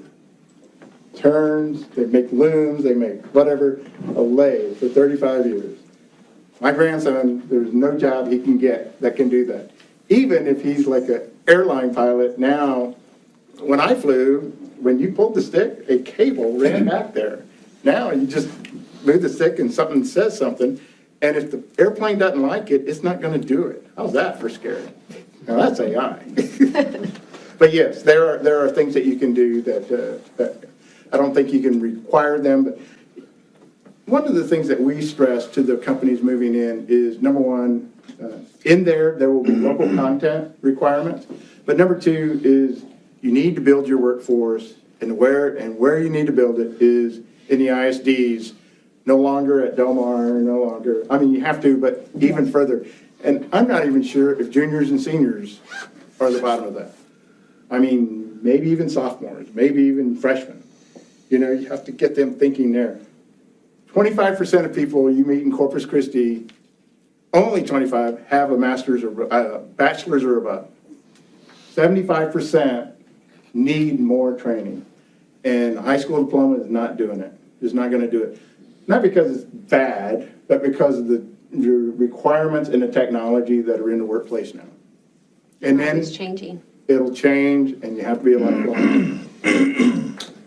Then, second, MGM/CC Polymers very much hurt this district financially. When they went bankrupt the first time, that didn't null and void their chapter 313. Is that some type of provision that's within HB 5, or are you aware? I just don't want us to be No, stuck. that's good. That's a good question. I'll find out. Okay. I don't know. I think clearly, before they come with anything, we'll get y'all some information to show how 403, how these new 403s are different from the old 313s. Because the 313s, they evolved over the years. I can tell you, some of the districts that initially did them, those companies Like threw lots abandoned. of stuff at those districts. Those districts You get made $100 out per kid. and like Oh, no, when they first started. Yeah. when they you first, could share when back they first started. 20 or Then 30%. as they started progressing, people had a problem with them. The legislators started slowly bringing it back down of, if you can only do this, you can only do this, you can only do that, and then they went away. And now this other mushroom, 403, has popped up. There's Mike, are you drastic still, differences. are you still optimistic they're going to be able to pay their taxes? Yes. Okay, good. Just saying. Yeah, that was the one question I asked him. I said, are they in the position to pay their taxes this year? So, I'm happy to hear that. But obviously, before they even come to y'all, we gotta get everybody educated on what a 403 looks like, what the requirements are. I don't know all the specifics of them, but I do know from reading about how they sunsetted and got rid of 313s, it pretty much did away with all the perks and all the things. My first question is, hold harmless.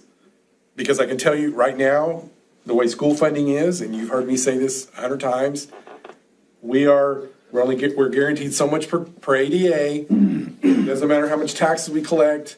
They're gonna take what we're guaranteed, and whatever the taxes go above, we're gonna send back. And But this moment in does time- help the INS. it does help the INS. It The does debt service. hurt the INS, but you heard that, right now, 403s are 100% of the construction in progress is gonna be taxable on the INS side. But on the M&O side, right now, we're in the position of if a big taxpayer doesn't pay their bill, the state's is gonna make us whole as far as meeting that criteria. But every session, school funding could change. And if we're in this agreement, I want to know that, hey, we're going to be held harmless if the next legislative session, if we have a 403 and a future, and a subsequent. Grandfathered in. Yes, a subsequent funding change significantly, that 403 significantly hurts us, we can't have that. So there's got to be a hold harmless in there for us to take into account if the legislature makes future changes in school funding, it cannot harm us. We cannot, it can look great There's now. always winners and losers when school funding changes. And you try to, with the legislative runs, you try to balance that out. But in my experience, they never do. They never do. Right. But obviously, we have to do a lot of research and get a lot of information before we consider a 403. But on the other side, this development, it is exciting. They were asking me, and I said, I got a science lesson with our discussion that I'm not going to try to repeat. Well, what's also interesting is we're at the ground level of building a really first-class, state-of-the-art career and technology center. We want to make sure that meets future needs versus current. Well, and you're talking about juniors and sophomores making decisions. In the state of Texas now, we require 7th and 8th graders to decide what their path is going to be, That just is- so that you know. I didn't know that, but You gotta pick your major in the 7th grade. that's a Yeah, great 12, idea. 12 and 13 years old. That is what's happening. At least tell them, hey, if you, people say that we're blue collar, but we're really a blue coverall, city. And you can have a career. You can raise a family, you can buy a house, you can go on vacation. You can retire very well with those kind of jobs. And remember, 75% of the people need something like that. All right? Thank you. Yes, thank you very much. Appreciate it. All right, we're going to jump over to agenda item number 6, discuss and consider second reading of investment policy update to CDA local. Carol? Yes, if y'all remember, we did the first reading last month, based upon some updating of our language. We had our investment company go over those changes. And so tonight, it's exactly, there was no changes, there was no things. This is just to get us up to date, get us more current, more accurate wording. So this is just the second reading. And it's also the annual requirement. You're required to annually basically re-adopt your investment policy every year. So this is gonna take care of that requirement. I still laugh when we go through this and someone, I don't remember who made the comment at the last meeting, that they mark out something and then say the exact same thing again. Sure. I know, Very like, I think, interesting. the main word was, it might have said, we want to make the most optimum, that's the new buzzword. Optimum is the new word.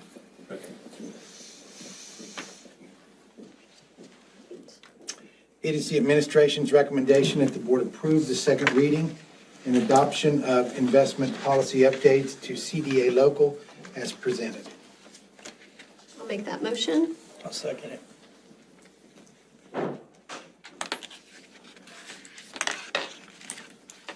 right, the motion has been made and seconded for the administration's recommendation that the board approve the second reading and adoption of investment policy updates to CDA local as presented. All those in favor? None opposed? Motion carries 7-0. Moving on to number 7, discuss and consider resolutions for approval of investment training sponsors and authorized brokers/dealers. Mr. Carroll? This is an annual requirement that I usually try to bring every January or February, and it just, piggybacks on everything else we're doing. You basically, in addition to having to re-adopt your investment policy or reevaluate your investment policy every year, you're also required to adopt these resolutions, exactly like it says. Just have the bullet points on where we get our investment officer training. Kathy and I are investment officers. We did our training in December through TASBO here, and we're required to do this every year. And then the broker dealers is our list. I had to take out the sentence though that said we currently have never used a broker and we don't plan on it.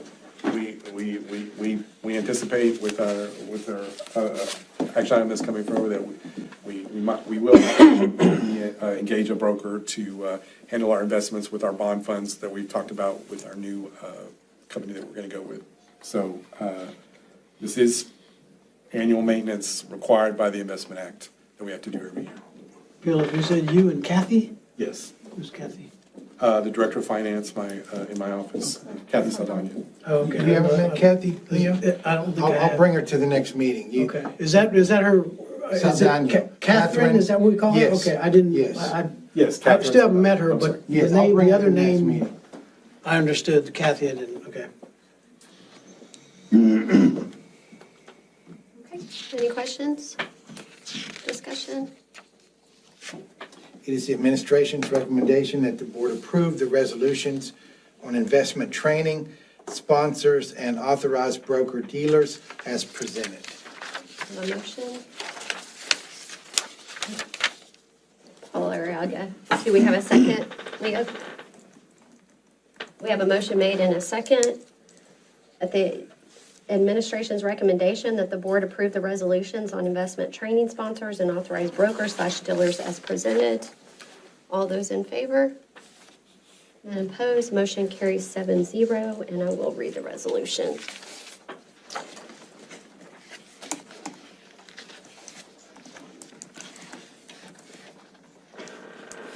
Whereas the Public Fund Investment Act, Government Code 2256 requires all designated district investment officers to receive 8 hours of investment training every 2 fiscal years supported by the district.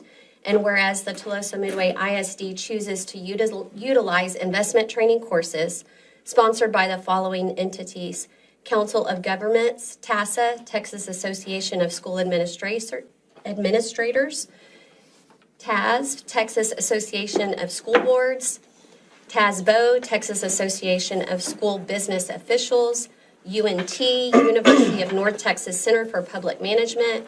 Now therefore be it resolved by the Board of Tolosa Midway ISD that the district has complied with the requirements of the district investment policy to approve the investment training sources. Passed, adopted, and approved by the Board of Tolosa Midway ISD this, the 22nd day of January 2024.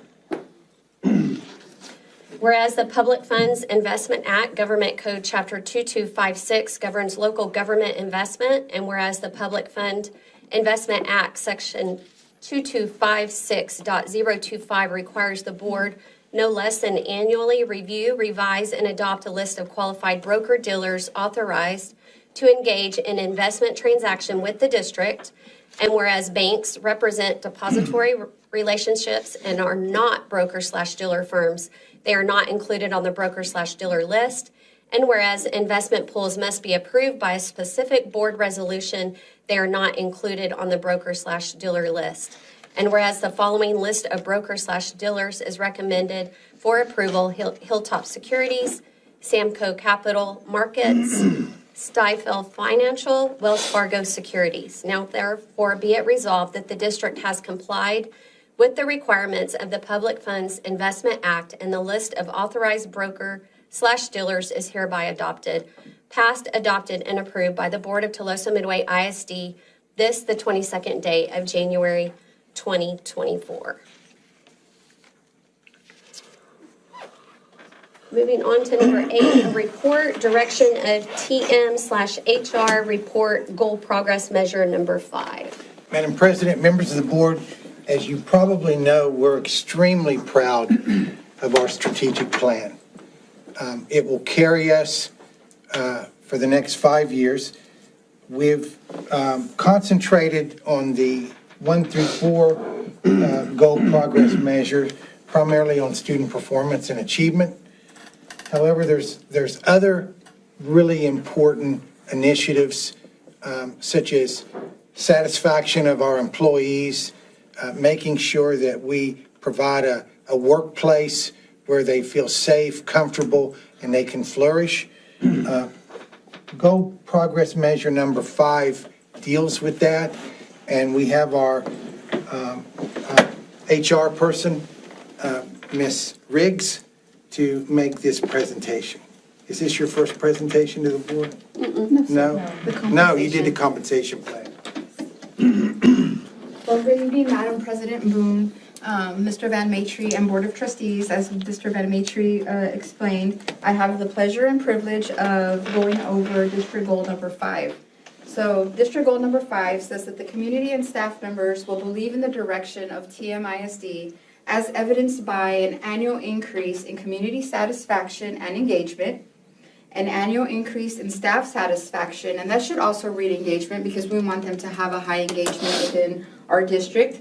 Our goal is to have, of course, a 90% satisfaction and engagement, and an annual increase in the retention rate of highly effective faculty and staff, with our goal being 100% of our vacancies being filled by the time we start school.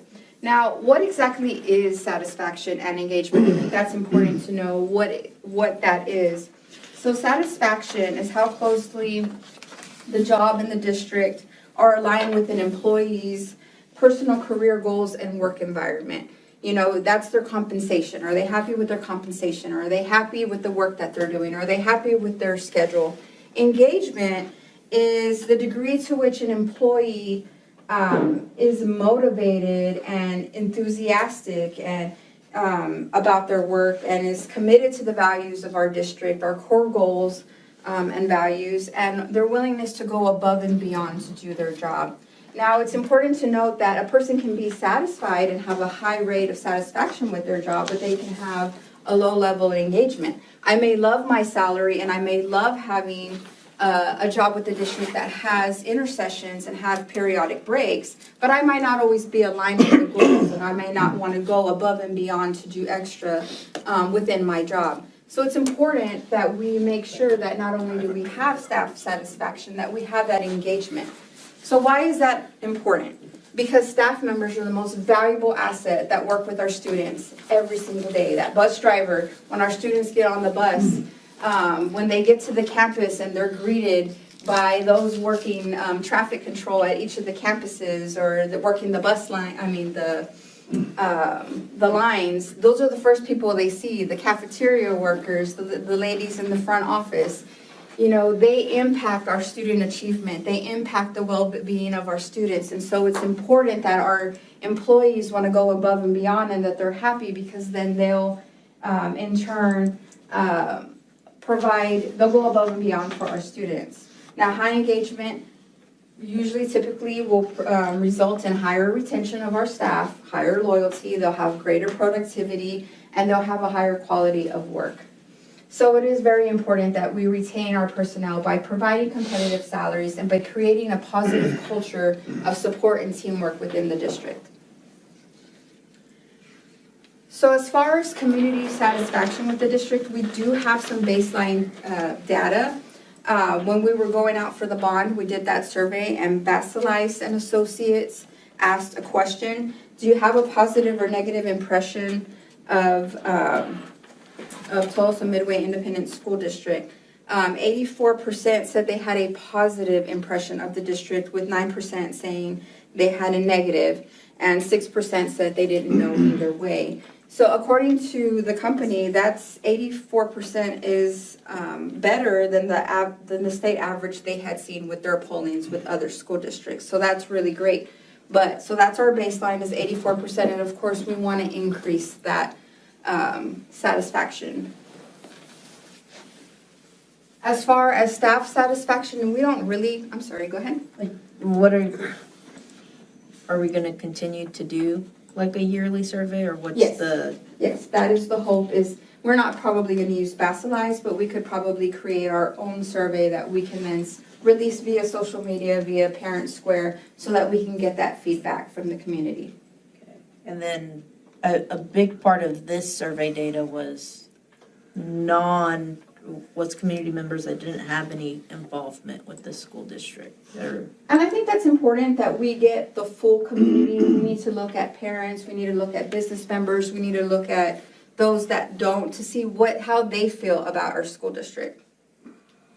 Okay. So that's what the community would encompass. Now, I think we then need to turn to our staff and poll them directly, which is baseline data that we Sorry, don't. I have more. Okay, sorry. What are the other, I guess, metrics around community, or like we had a community town hall, like just to say, hey, this is what TM's doing. Do we have a certain number, like we would like to have per year, or what's our 4 per year? Okay, 1 a quarter, 2 a semester. Got it. Any other relative community engagement activities outside of just normal school functions? Well, as far as stakeholders in the district, parents, grandparents, they're very involved in letting us know how well we're doing, very involved. The group that we struggle with is the community members who pay taxes that don't have a connection with the ISD. So I think as HR is trying to develop data that we can evaluate what our community thinks of us, she's going to have a much easier job with that subset of population than she is with the group that has no connection with us, because we don't have the tools that this company did. So that's going to be our challenge. But we're doing a yearly survey, in 5 years. We want 90%, okay, an increase of 6% of a similar baseline. Well, and I think from a micro perspective, if you'll go back to the bar graph that you had, we only had 52. Strong, yeah. We need to improve that. That's a target right there. And I think that we have fertile opportunities in several variables to increase that. And let me talk about a couple. You're going to get some data next month on December testing. And December testing, and kudos to Mr. Alvarado and his staff, we did something that was very uncomfortable for our ELAR and math teachers, and that's we compressed a year of instruction into a semester. And I've done that for 8 years. And what happens is you generally get the same level of student performance in December that you would in May. And that's what happened here, except we've got 74 freshmen that are high achieving that haven't taken the test yet. So they're going to do well. They're going to be at Meets and Masters. Plus, we've got the retesters that traditionally do not do well. They're going to be in the same class, I think, with the same teacher. The teacher who had the highest score. For very prescriptive instruction versus, hey, we have tutoring at 4 o'clock. You can come if you want to. They're going to be in a class where their second bite at the apple, we're going to raise that 10% generally. And we're going to get 3 to 2 in Meets and Masters. So that academic performance is going to generate a buzz. No question about it. Part of the plan. The second thing that's going to generate a buzz is they're going to start seeing buildings come out of the ground. And they're going to be nice, modern facilities, and they're going to feel very good about the facilities that we have in TM. Those two things, I think, are going to play a very important part in this community satisfaction survey. Plus, I think their taxes are going to come down because of the economic growth that we're going to see. I hope that answered your question. Yes, it did, thank you. I'm sorry. No, you're fine, sir. The next is staff satisfaction. At this time, to my understanding, our staff has never been polled as to satisfaction or level of engagement. So we have created, or we started the process of creating, Dr. White and I are working on that together, to create a survey that we're hopefully going to send out soon to staff to ask them questions regarding their work environment, their development, their recognition, about communication within the district, collaboration amongst campuses, collaboration amongst teachers and administration within the campus. A lot of those questions will be asked to gauge that information from our staff. They're going to be asked about leadership, and they're going to be asked about their overall satisfaction with their campus and with the district. I have a question for you. Oh, sorry. Yes. Go ahead. Okay. The survey used to be a common thing at TMISD for the staff. I don't know where the ball dropped and that didn't happen anymore. But I think that doing this kind of survey for the staff at each campus is relevant to maintaining a retention, a really strong number of retention, because without a survey, there are people, I can tell you, on different campuses that have very strong opinions of administration, leadership, communication, all the whole gamut of how their campuses operate. But there's been no feedback, there's not been, not an opportunity, an outlet to communicate that to. They just have a conversation within themselves, but no outlet. That's a good word. No outlet to communicate that. So I'm very pleased that you're doing this. I did not see that. I mean, I don't know when the ball was dropped, because there used to be a survey, an anonymous survey that said, you know, how do you feel about communication, your leadership, all of those questions. And I hope that you ask all of those, that whole gamut of questions, because I believe you're going to get a lot of really good feedback and an honest feedback where they can be, their concerns can be really taken into account to improve all of those things, like communication, like how they feel about their peers, and how they feel about just the whole atmosphere and environment of where they work. I don't know when the ball was dropped, but this was something that was TM. There used to be a survey that was sent out every year to the staff that had all of those questions. How satisfied are you? What are your concerns? And, you know, that kind of thing. So I'm glad that you're bringing this back. And we also got to remember, even bigger than just rolling a survey out there is acting on the survey.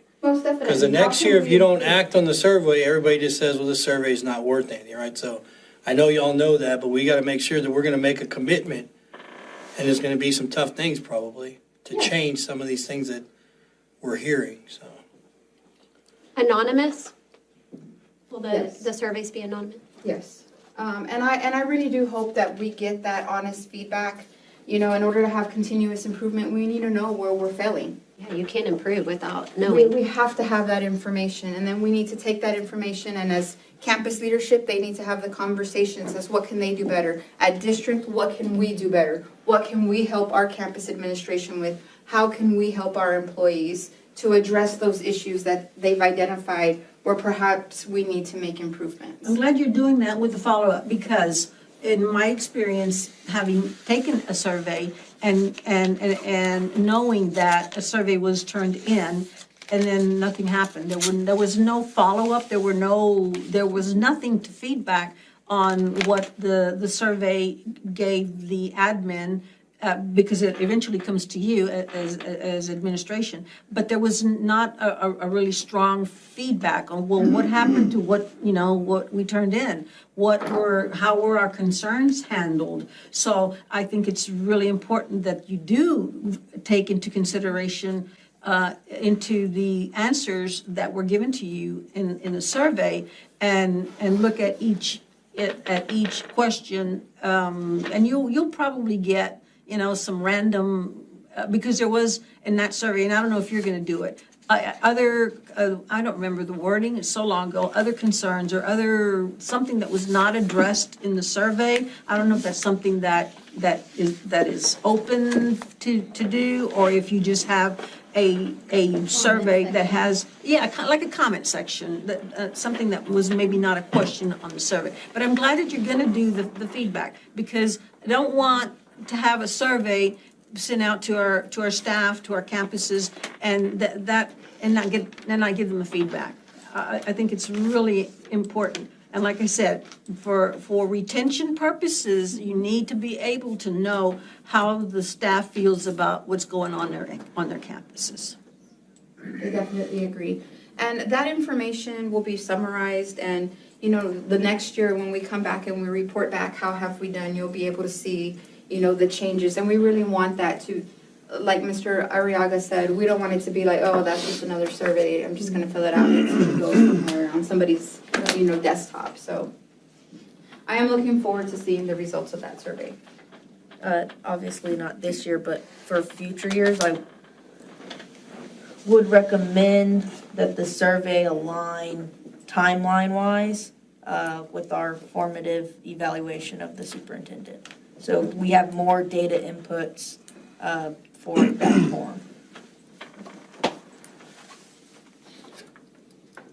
So one of the things that when we look at satisfaction, of course, is going to be, as an employee, am I satisfied? One of the first things, given the economy, is, am I being compensated correctly? The compensation plan, and it's not just my salary, it also looks at my benefits. Do I feel that my compensation plan is adequate for the services that I'm providing? And so it's very important that we continue our work with the compensation plan. The goal is that compensation will be within 10% of the market, which we have identified several school districts in Region 2. We will talk about that more when we bring the compensation package. Last year I gave you who those school districts were. We still have a lot of work to do with the compensation package. You know, there's still some positions that need equity adjustments to be made. In the past, we filled some positions where we said we pay X amount for a position, and we never really looked into how many years of experience that person had. And so we still have to do equity adjustments to several categories within the district, and ensure that every year we look at the market and we make sure that jobs are put in the correct pay grades and that those pay grades are reviewed annually and adjusted as needed. So there's a lot of work. Now, the thing with the compensation plan is that does require budgetary, that requires financial resources. And as we know, we are looking at a budget deficit for this school year. And so it's going to be hard to be able to do some of these things. However, we have been working very proactively within the district this year and even last year. And through attrition, we have been able to eliminate over 10 positions within the district. And we are trying, whatever funds that are allocated, of course, we want to get to zero, but anything that we open up or free up as far as funds, is our priority is to move that back into the compensation for our employees, because we want to be able to give pay increases every year. I know in the past, the district, when I worked here the first time, I don't think that in the 3 years I might have gotten one pay increase. However, we kept getting retention stipends. And those are great as a one-time stipends, but for the long term, they're not beneficial for our employees because they're not TRS eligible. So we want to be able to make sure that we give the best to our employees, and those are annual pay increases that will affect our TRS, that will help them in the future. And so that's going to be really our job this year. It's going to be hard because as we eliminate through attrition, that may mean more for some, you know, a little bit, you know, doing a little bit more with less. But we're going to do that very strategically. We have our, I believe in 2022, 2021, Philip, correct me if I'm wrong, we had TASB do a staffing study where they gave us ratios, making sure that we stay within our ratios, that we look at where we can make adjustments with our staff. But all of this will be done through attrition. You're getting that survey that was done a couple years ago in Friday's, I forget what it's called. Connection. I have a question on the compensation plan. Since we just went through, we approved the raise. I know you said you had a chart, but where do we fall now with that recent plan that we did? Within our region? Within our Region 2, yeah, that's what I'm talking about, Region 2. It depends on which category of employees you're talking about. With our teachers, we're still kind of where we were. You know, I had at each 5-year increment, we did drop a little bit at that beginning salary, but I'll tell you that a lot of districts in the area, they get really aggressive with that starting pay. We did make an adjustment to move up to $52,000. There's been other districts that go to 53, 54, somewhere along there. But then within the first couple of years, we already surpassed them because we have added or we have higher increases in later steps. So I think we're doing really well. And a lot of the other 5-year increments, we're still at over 100% of the market that we identified. We are doing well, I believe, with administration and clerical paraprofessional. I do believe that we have some gains that need to be made in our auxiliary staff. So those are things that we'll need to look at. Now, I will say when we put together the compensation plan this year, you know, we looked at it at a macro level. It's going to be time this year that I'm going to go job by job by job and see where is each job, how much are they getting paid, where are they on the pay grades, what are they getting paid, and I'll be making recommendations for adjustment based off of that data. And the 23-24 data for TASB salary has just come out. So everyone who has responded to the TASB salary surveys, I now have that data. So I'll be able to look at ours with the pay increases that other districts just recently gave at the beginning of this year and make adjustments. So in addition to the compensation, another thing that I think is just very important is employee recognition. You know, sometimes it's hard, or we forget, or we take for granted, we don't say those thank yous. Making sure that we have a culture that increases morale, which thus allows employees to thrive. I think one of the biggest things that the district implemented last year, which I'm really excited to participate in this year, is the Teacher of the Year, the Teacher of Promise, and the Support Staff of the Year. In fact, today I got the opportunity to send out the email so that those individuals can be nominated for our employees to be nominated for these awards. Staff has until Friday to submit those nominations, and we will have our award ceremony on April 3rd of this year, so I'm really excited. It's really a great way to recognize our employees, you know, for the excellence that they do each and every day. But I also think that maybe perhaps we can expand our employee recognition program. In fact, I was talking to Mr. Alvarado and Dr. White today to see what else we can do for our employees, to show that gratitude, to recognize those employees that do go above and beyond daily. And so I'm hoping to see if maybe we can implement a quarterly recognition program. And so once we have a better idea, I kind of want to meet with our principals because I want it to be meaningful. You know, I used to work for a district where we had a recognition program monthly, and every month we wanted to recognize someone, and it came to the day that we were going to recognize someone, and there was no recommendation. So we pick up the phone and say, hey, can you recommend someone? And it just didn't feel genuine to me. It felt like we were just, you know, checking the box to do this. And I don't want that to be. I want us to recognize our employees because they do a phenomenal job each and every day with our students. And so I'm hoping to increase the employee recognition program. So we have several initiatives around the district that we have implemented. The Employee Health and Wellness Program is intended to improve and promote health and wellness of personnel. I'll be honest, since I've came on board, I've not had the opportunity to host an event.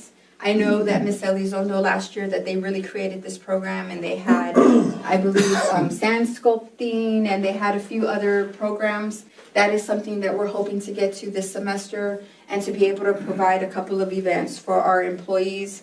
The other thing that I think is important is making sure we communicate to our employees the benefits, making sure that they really understand. I think Ms. Rubio does a wonderful job with benefits, but maybe implementing a newsletter, you know, our employees, you know, if you're thinking of having a child, these are some of the benefits that you may want to get. Hospital indemnity, these are the types of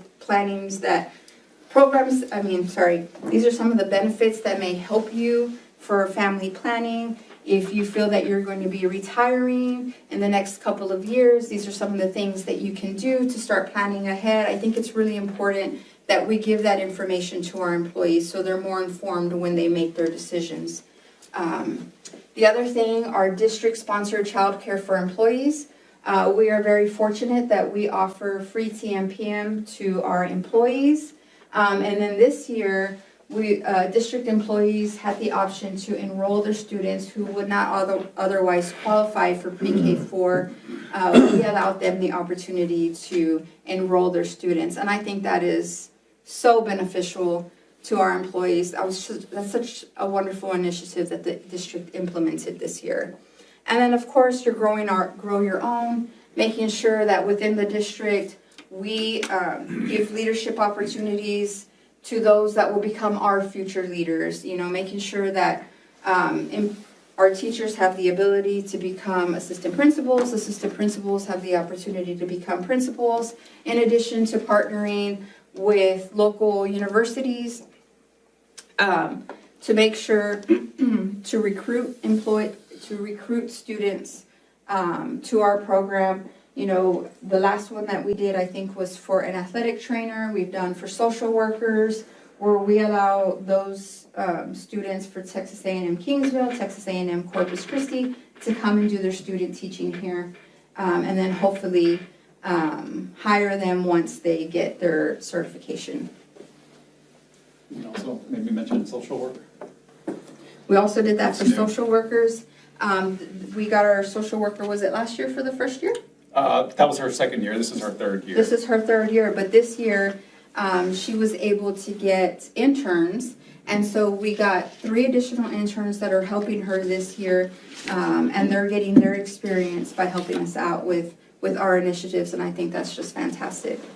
So what I are? think Denise had a question. Oh, I'm sorry. Oh, I was just gonna say, the employee health and wellness portion of employee initiatives of all employees is probably the number one thing for me as a trustee, and I'm really excited that we're about to get it back on track. But maintaining that throughout the year, no matter if there are staff changes or not, it's critical. Do you, for the Grow Your Own, do you have succession planning? Like, do you have for like Mr. Alvarado, when he's not available, there's somebody that fills in for him? Like, do you have a succession plan so that they get some of those experiences, or do you not have anything like that? I can't say that we have anything formal. Maybe, that's good for employee morale, right? If I know I'm on the succession plan, Correct. you know, hey, well, I maybe do a little bit more, I try a little bit harder because I'm on the succession plan to eventually, God forbid somebody leaves or something happens, you have somebody prepared. Just a thought. Next steps, we're gonna send out that survey to measure staff satisfaction. We're gonna continue working on the compensation plan. We're hopefully gonna expand the employee recognition program. And then, of course, recruit and retain our highly qualified employees. Anyone have any questions? Great job, exciting, very exciting. All right, that was report only. No board action. Number 9, discuss and consider second reading of TASB Policy Update 122. Dr. White? Mr. Van Matry, Madam President, members of the board, this is just a continuation from last month's first read. What's been brought in front of you tonight, nothing has changed since the first reading.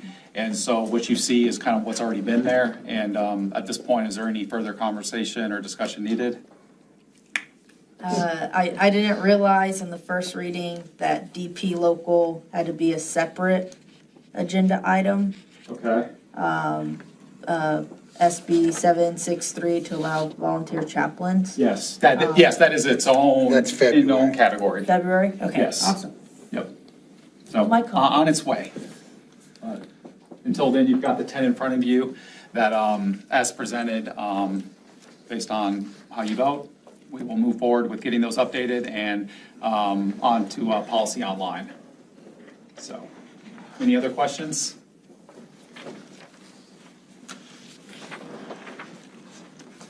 Any questions, any discussion? Okay. Madam President, members of the board, the administration recommends that the board add or revise the local policies as recommended by TASB Policy Services and as presented. I have a motion. Ben makes that motion. Any second? I have a motion and a second for the administration's recommendation that the board add or revise the local policies as recommended by TASB Policy Services and as presented. All those in favor? None opposed, motion carries 7-0. Number 10, update, LASSO application. Madam President, members of the board, I've asked Dr. White and our CNI people to brief and educate the board on the LASSO grant and application. These are funds that come to the district that I don't know if we've briefed you on the objective of it, but at this time I've asked Mr. White to do that, or Dr. White. Okay. So, I believe we've talked a little bit about LASSO, but if not, it definitely is a big staple to the C&I department and what also is helping drive the strategic planning that's currently going on in the district with respect to new curriculum, the high-quality instructional materials, the accelerated learning, and the technology that we are using to help kind of bring everything together. And so LASSO stands for Learning Accelerated Support Opportunities. And there are 10 grants that are being made available from TEA to all LEAs, school districts. And so of the 10, there are about 3 that we are currently focused on. One, because they align beautifully to our strategic plan, but 2, we check enough boxes to qualify for them. So there's always kind of that middle of the road where we want to make sure the grant matches kind of the fit, but also aligns to the priorities and the targets that we're moving towards as far as us in the district. And so tonight, just a quick overview of what we've been able to do in the first cycle of LASSO, because we are about to also enter into cycle 2 for the next year. So this current school year is cycle 1. We're going to just talk about some of the components and timelines. What I've been able to pass out tonight are the deliverables that the math committee has worked on for the past semester. And so you have in front of you the roadmap that we've taken with an outline of kind of where we met, the key kind of stopping points that allowed us to come together, to have conversations, to begin developing this roadmap, and then ultimately developing a communication plan that will come from the district out to the campuses and of course to the community that really kind of captures and puts it very nicely together, the package deal for curriculum instruction in the district. And so you'll see those in the deliverables, and then of course we'll talk a little bit about next steps as far as what that next school year will look like. And so like I've said, there are 10 grants that comprise LASSO. Of the 10, we are focused on 3. The first one being instructional materials. That's where you are hearing the HQIM, or the high quality instructional material language, come from. LASSO has given us an opportunity to acquire a $160,000 planning grant that allows us to work directly with a vendor who we've gone with, which is ESC2, and they come and work directly with us to help support us in that implementation of that curriculum. And currently, our focus has been in math at the primary and intermediate levels. But as far as the planning is concerned, we're wanting to extend that to the middle school and high school levels, with high school kind of being the last campus that we're really looking at to see if we're going to move forward with HQIM math for them. And so we're in the midst of making those decisions and really having those deep conversations about if that's something that we want to do or not, especially within the context of the recent scores that we just got. Because we were able to do all that without HQIM. And so is it one of those, do we want to mess up a good thing? Do we want to try to, bring in another layer of new when we just did with the block scheduling and the accelerated learning? Or do we want to continue that and maybe kind of table HQIM a little bit to see just how far we can go before we really have to turn to this, which is going to require another kind of overhaul, if you will, of the accelerated learning, because HQIM is a very structured curriculum and it's not necessarily designed for the accelerated learning that we've gone to. And so that's just kind of the back and forth that we've had as a committee. And so more time is where you see our technology coming in through our blended learning grant. That was a $100,000 grant that we also acquired, and we're able to kind of start implementing a phase-in process starting with 9th grade so that all students are one-to-one with devices.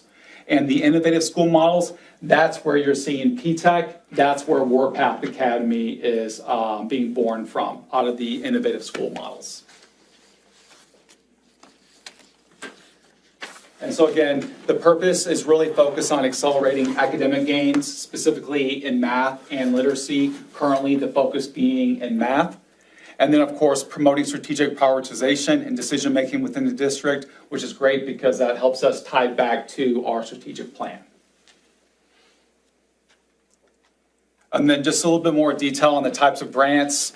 I will say that TA has done a really nice job of offering a bevy of grants that really speak to some of the needs that we currently talk about as administrators. And so we feel very confident in the 3 that we've invested in. And before we all went on break, we submitted again for LASSO the same 3 grants for cycle 2. And again, before we went on break that Friday, we had a phone conversation with TA about our application, asking us a few questions about whether or not we had changes or need to make any updates. And so we had a really good one-on-one conversation with them. So based on that, we feel very confident that we'll be re-upped again through those 3 grants. And then just a picture of kind of capturing some of the work that we were able to do last semester. But again, the whole point of Strong Foundations Planning, which really ties back into the curriculum and the HQIM, is that this allows us to authentically create an instructional framework that has allowed many stakeholders and various stakeholders to come together through that committee to offer their input, to get their insight, so that what we are creating and developing is truly reflective of the district, the current needs, and the current targets that we're trying to move towards and achieve.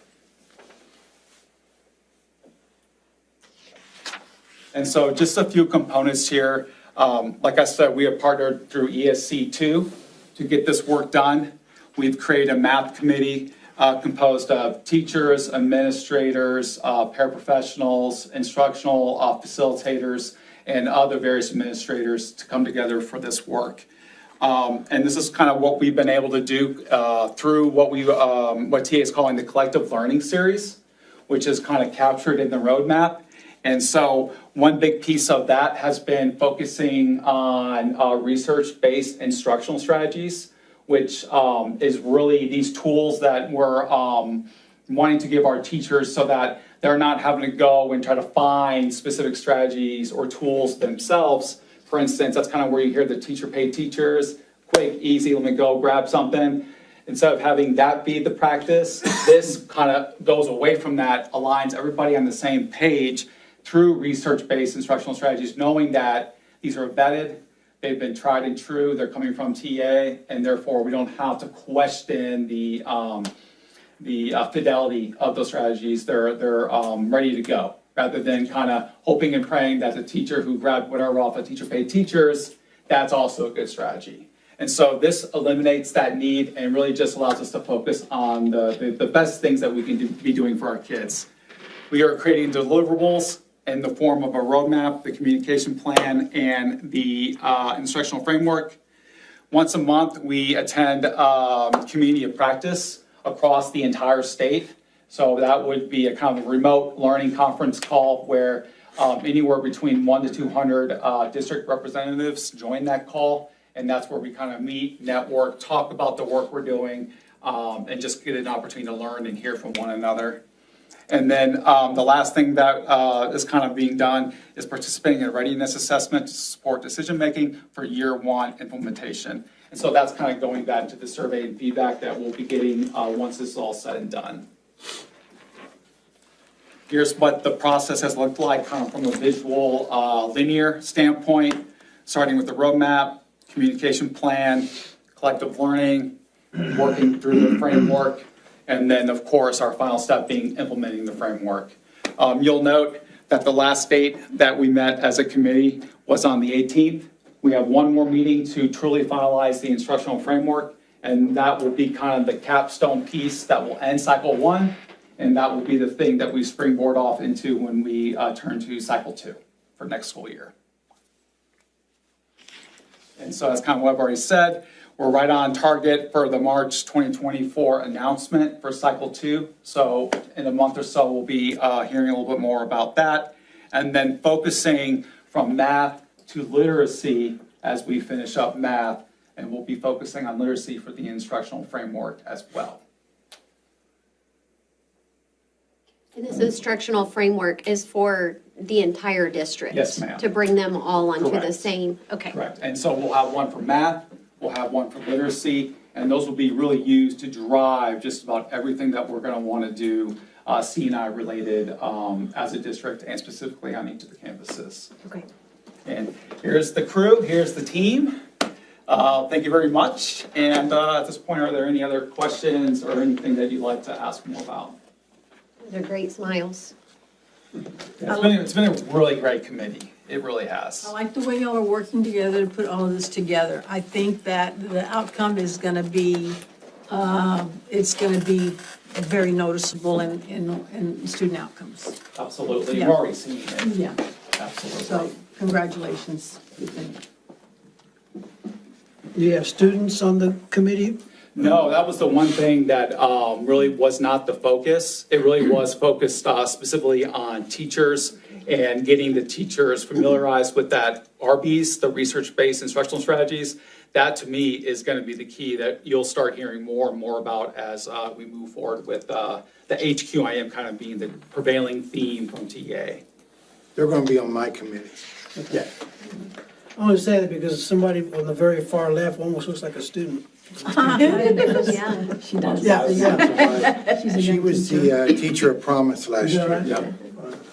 And she's also on our DIC, so she's very active and involved in the work. Nice. Just got her master's degree. Awesome. Wow.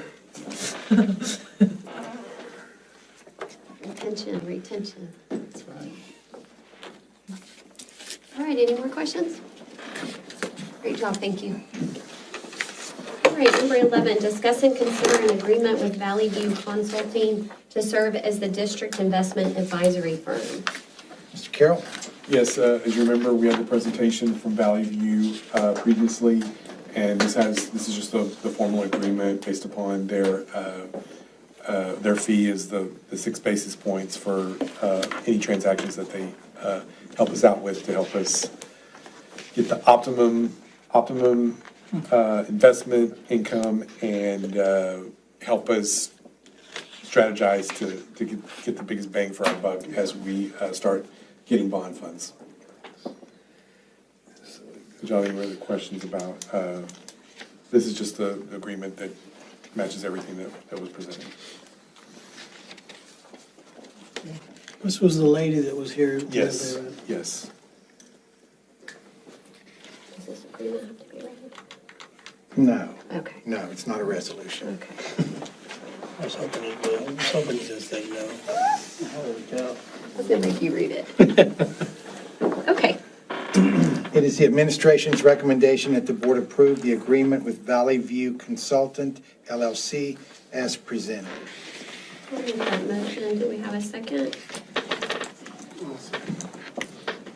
A motion and a second of the administration's recommendation that the board approve the agreement with Valley View Consultant LLC as presented. All those in favor?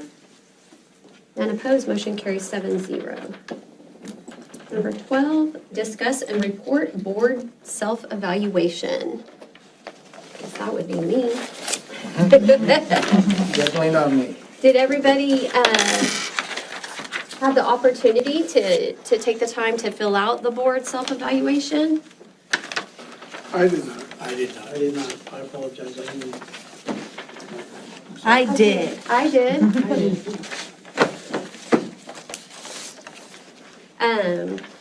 You all have it with you, or did you bring it? No? Yes, I have one. Is this it? Okay, well, for the board members that participated, it was an assessment just to do a reflection on yourself and the board and how we work as a team. Number 1 was our team is very strong in this area. Number 2, our team does this pretty well. Number 3, our team could benefit from improvement in this area. And number 4, our team needs to focus attention in this area immediately. It talks about the first section was vision. The second section was, vision was the board ensures creation of a shared vision that promotes enhanced student activity. And then it had 1 through 5 questions. The second section was structure. The board provides guidance and direction for accomplishing this vision, and it had more things that you could that you rated. The next section was accountability. The board measures and communicates how well the vision is being accomplished. The next section was advocacy. The board promotes the vision, and then unity, the board works with the superintendent to lead the district towards the vision. Those were the sections that you could rate, and there were many areas underneath that section that you gave an individual rating to.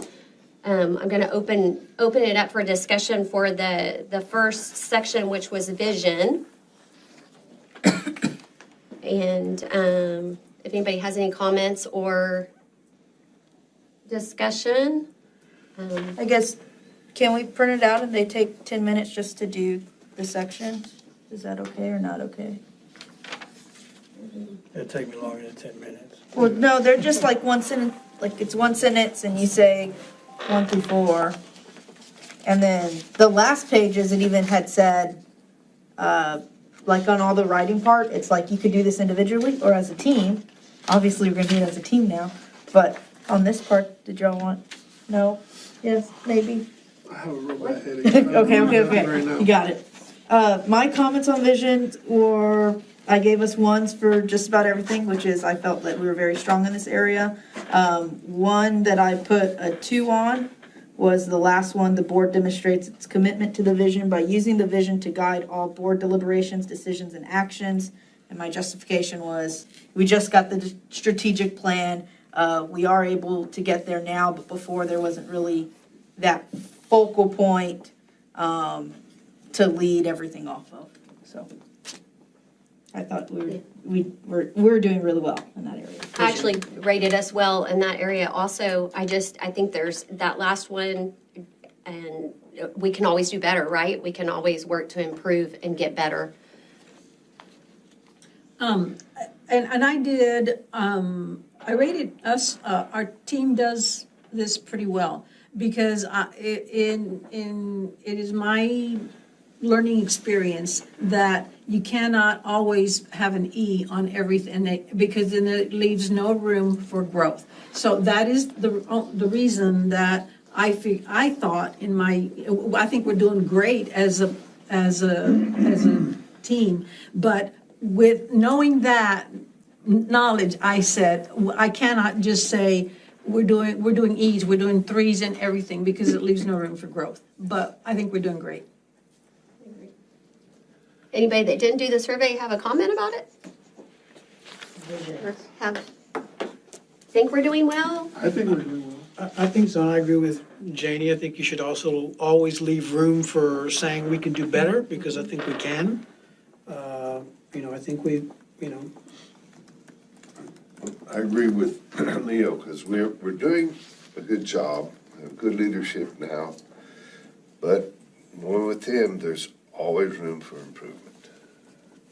To listen and strategize with each other as well as we can to continue to have the good vision. Yeah. Always improve upon it. Yeah, I tell my kids every day, just do a little bit better today than you did yesterday, and you're always moving forward.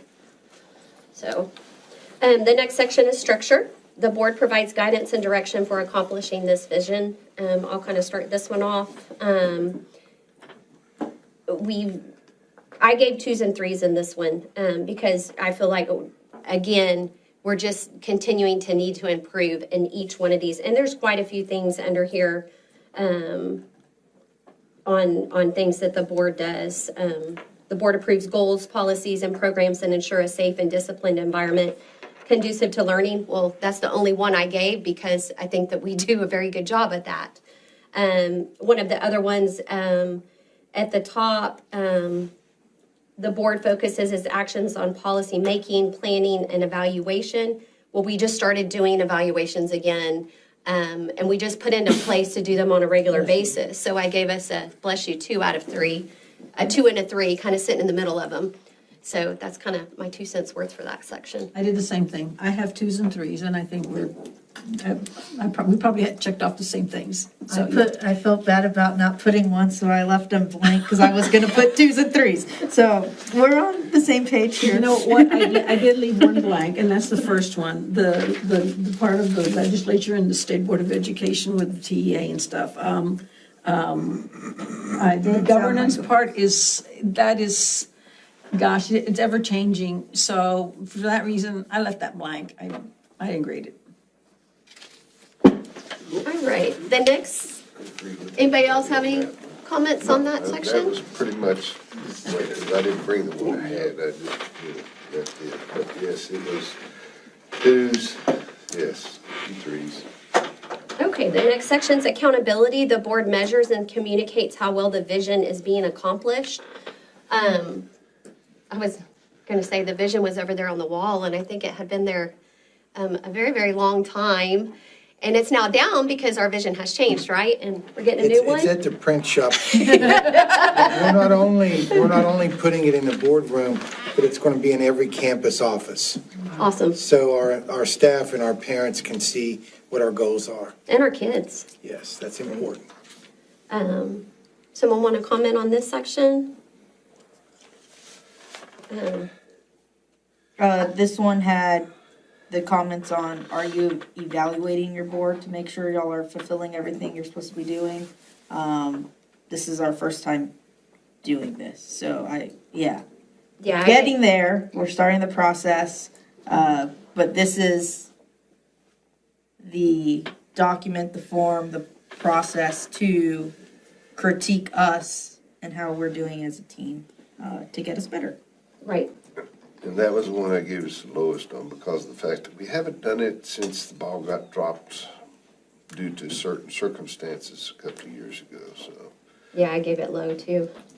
But we're getting back into it And as we should. yeah, and personally, I think that we should evaluate ourselves and the board as often as we evaluate the superintendent. I would actually, like, once we're done evaluating ourselves, I really would like to give Mr. Van Matry an opportunity to I'd love to. give us some feedback I'd love to. on evaluating us. We do evaluate him, and what can we do better? Right. So the next area is advocacy. The board promotes the vision. I think it's great that we have a vision in place now.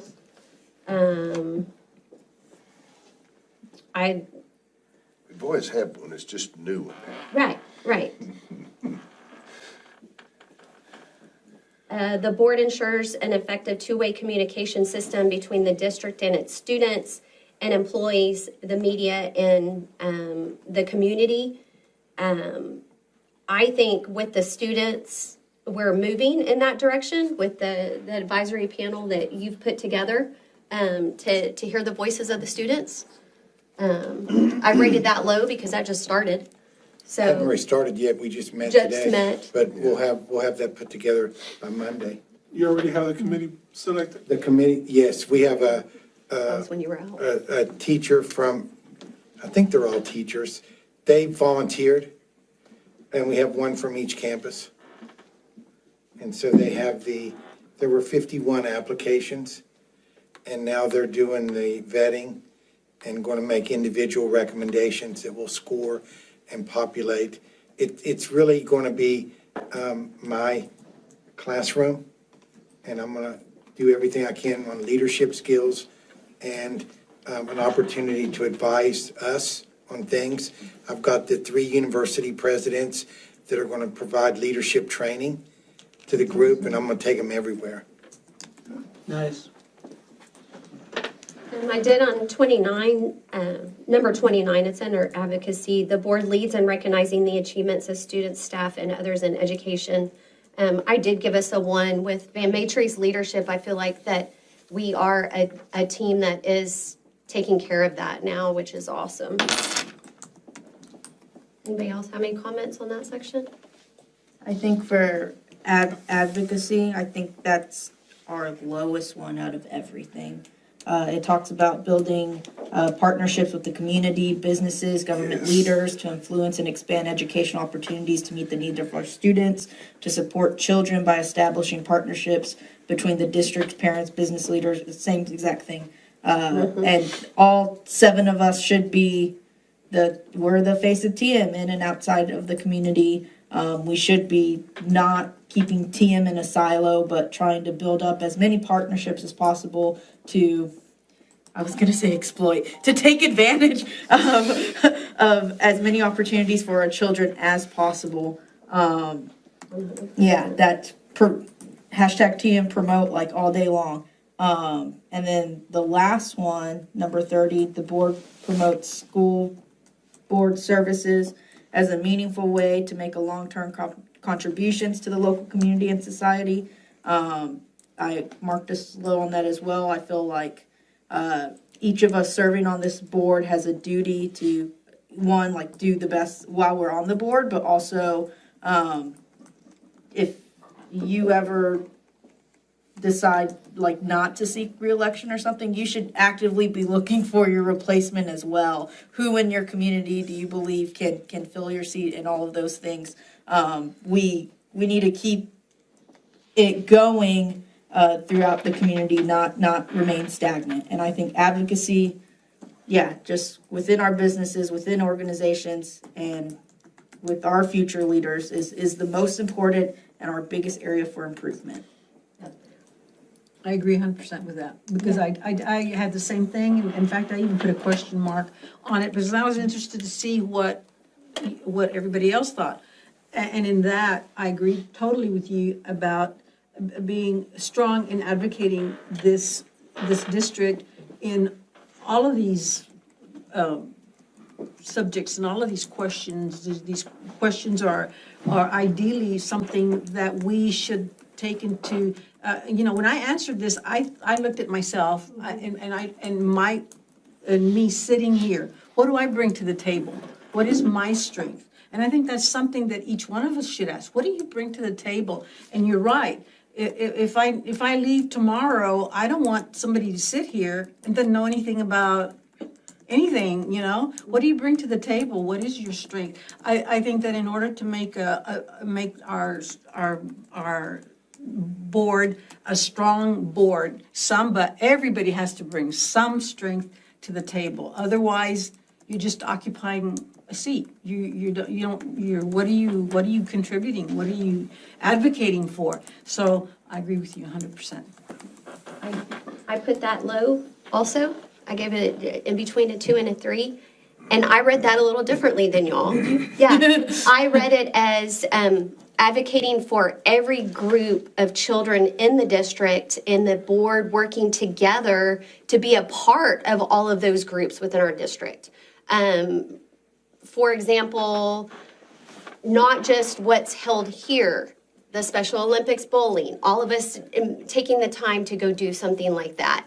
And making sure that we're informed that stuff is going on so that we can go do that. That's the truth. And having a calendar in place where the board is involved with maybe a student council event or the tamale festival that's going on, or how can we start impacting, looking like we're a team unified, wanting to actually put in some volunteer hours. And I know we put in a lot of volunteer hours sitting in this room, but are we putting volunteer hours in at a spaghetti dinner for the band that can't get enough parents? The parents can't go listen to their kids play their instruments. We could serve the spaghetti and let the parents enjoy their kids playing their instrument. That kind of thing. So that's kind of how I read into that, is just getting more involved within the district. Putting in some volunteer hours where we can, where we're available to be able to do that. Yeah, and there's two sides to your side, and both were great. Advocacy, when I first got on the board around Christmas, I said, why don't we get on a school bus and take food to some of the needy people as a board? Nothing. Wasn't even brought up again. Talking about, getting involved with the community, that's something we can do for people in our community, right? Another thing I have brought up in the past is having and I might have bring it up once and I'd get shut down or nobody would go with it, but this board seems to want to do things, have a 3-member committee of board members and advocate and meet with community parents that want to know what we do. Meet with them, have lunch with them, have breakfast with them, and get them involved. So you know what? The most you would ever want to be on this board is 8 years, because since we can't have term limits, I'm still going to try to figure out a way to do that. So, but you get parents involved, and you feel safe, saying, you know what, I don't want to run no more. I've done my part. I've done my 8 years. This person would be great to be on the board and start advocating within the community, within parents, and getting them involved. Look, there's nobody. Getting them to come sit here for a meeting and learn, and so that was one of the things that I wanted to do from the get-go, get, 3 board members. It doesn't have to be the same 3 every time, to meet with certain parents, community people, and ask them, Paul, how many times did I call you? You need to be on the board, you need to be on the board, you need to be on the board. You know what I mean? Same thing with Leo. I kept bugging him, hey, you would be good to be on the board. And I got that from Mr. Landin, man. And I would see Mr. Landin at HEB, and I would run because I knew when he was gonna catch me, and let me know you need to be on the board. So we need to be advocate. We need to advocate our district. We are the district. We need to advocate, And on the other side, yes, we really do need to get, we were in the band booster for years while Andrew was there. And my wife would work on Tuesdays and Thursdays, I think, so that the junior high kids, parents could go see their kids. She would go almost every week and volunteer. That's something we could do as a board, because there's senior parents on the band and they don't leave that concession stand because it's so packed. Things like that you're right, we can get involved in a lot of things as a board, but Well, I know this administration can tell us how we can get involved because they're doing it all by themselves. Well, and there's a lot of parent involvement, especially with the band boosters and the athletic booster clubs that are getting involved. But yeah, I think that's a good idea. Let's see, then. Can I go ahead. skip ahead real quick on that note? So like in the back pages, it talks about like what are critical issues that are barriers for your teams, and then what are like ideas to help your team improve. And one of the things I literally wrote down, and because of advocacy, was like we should all pick like a pet project like that and then try to drive it to do it at least one in the course of the year. Like how That you Paul. have passion about. Yeah, like how Paul got donations for the weight room, right? Like that's an excellent project. That's like us giving back and advocating for like our district. Us going to try to do concession stands or handing out food. Like that's a good solid thing to build that advocacy within the community and more partnerships and stuff. Like, that was one of my suggestions. We're not there yet, but you got me. Yeah, fired up. The next one is unity. The board works with the superintendent to lead the district towards the vision. I think we made strides forward with Lone Star governance with that, right? I think we made a lot of strides when we did Lone Star governance. I know. We didn't have a choice. Well, but yeah, you're right. let me say, a lot of us were like, we had to take off work, we had to come sit in here and listen to someone talk, but I think as the team of 8, we can all sit here and say. The outcome was great. The outcome was good. I have it was a comment. When I did I had missed one of the workshops, and it was myself that went to the Education Service Center, and there was a gentleman from Three Rivers. There was only 2 of us, so we really had a great interaction with the presenter. He was the one that was at our governance training. He sat in the back. And he said, he really gave us a compliment. He said, I have been doing this for a very long time.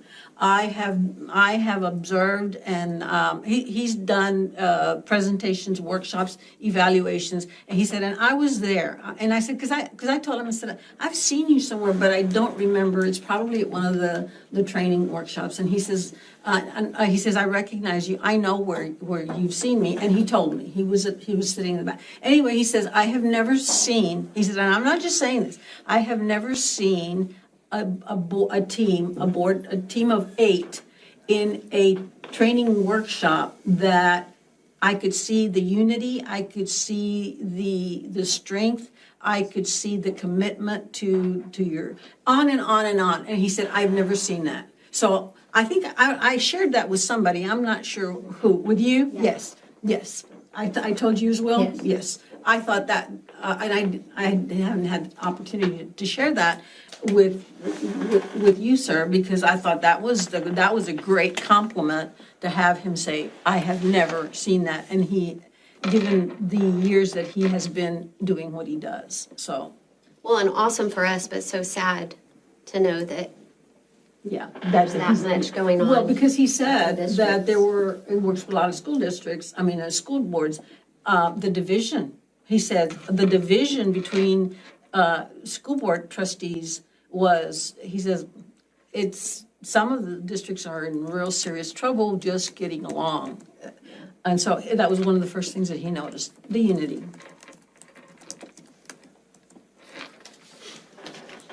All right. Here comes Denise's favorite part. She already jumped to it.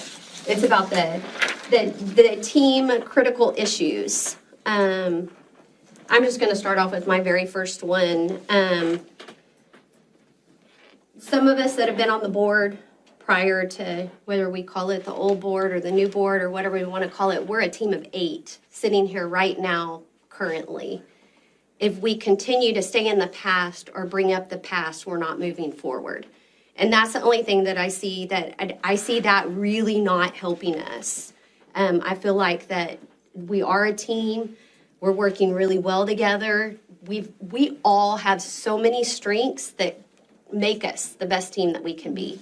And I feel like that if we just keep going back to the past, it kind of puts a roadblock up for us. So I'm just hoping that we can continue to move forward and let the past be. We can't fix it. All we can do is fix what we have in front of us right now. I generally agree with that, but I also don't agree that you just let it go. No, There's a you lot have to learn from it. There's a lot to be learned from that, and there's a lot that has to be said from that wasn't said back then that got it to where it was. So I think you're right. It does throw up roadblocks. If you do it constructively, you do it in the right manner. Absolutely. I think it brings to light some things that need to be said so that the people here today, this team of 8 says, yeah, that was a mistake that was made. We can't make that mistake again. Or we discuss it. We don't just dance around it and then it lingers out there. So. Yeah, that's definitely not what I was saying, but yes, thank you. Learn from the past. Absolutely. But it's water under the bridge. You have to move forward. I agree with that too, but you don't learn from the past by forgetting it. And that's how you learn.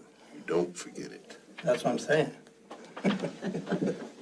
Yeah, and then the other thing is the double standards of communication. And I'd like for Mr. Van Matry to help us out with that, with having a little bit of double standards of communication, that him communicate every time a trustee comes in to visit and his connections, and just report that so that there's not a misinformation on how communication is being done.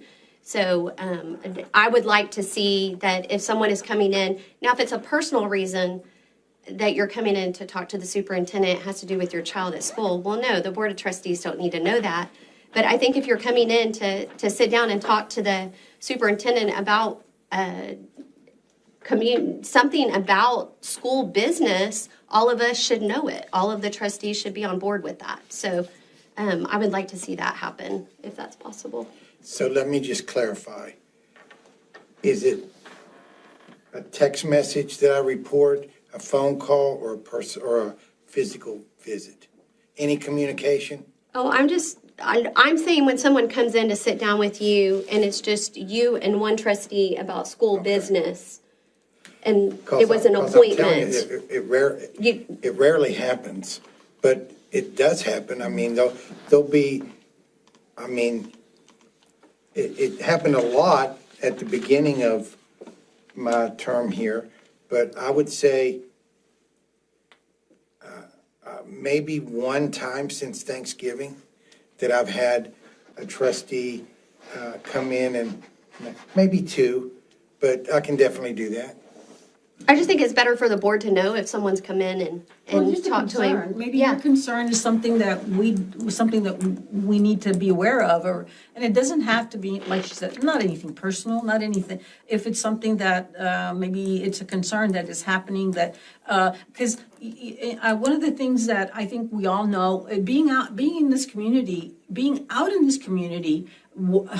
the word that gets, I mean, you think you're on the down low about something, you're not here. So I think that if there's something that we need to know, that there's a concern that one of us has that we have been communicated about, that it would be just, so-and-so, I visited with so-and-so concerning, whatever. Just, it doesn't have to be elaborate, it doesn't have to be intense, it doesn't have to be, a whole historical thing. But I think that's a good idea, just to say. But what's the difference I'm between a skeptical. visit or a text or? Why? Well, because sometimes I may want to talk to Mr. Van Matry for some expert advice, and it Well, may that's have to do different. with, no, but it may have to do with school business. I may call Ben this weekend and talk about school business. We're not in a quorum, we talk about stuff, right? I don't want Ben texting you and saying, hey, me and Paul. No, that's different, totally. I don't know that it is. No, because you're talking about the superintendent, you're not talking about each other. I'm not talking about him, I'm talking to him about something that I think I want to discuss. I don't think every time I discuss with him, he should say, well, I got to tell everybody about this. I'm not even talking. Where do you draw the line? I guess maybe I'm missing the point. I'm not even talking about putting in there what you talked about. Just So-and-so trustee came by and saw me this week. What does that do for me? Well, what it does for me is that there was miscommunication, that I was coming up and having meetings with the superintendent, and I wasn't. Okay, then you should say I wasn't having meetings. I mean, I don't know. It just seems like a lot. Just seems like a lot of extra. For him to say, Paul talked to me today.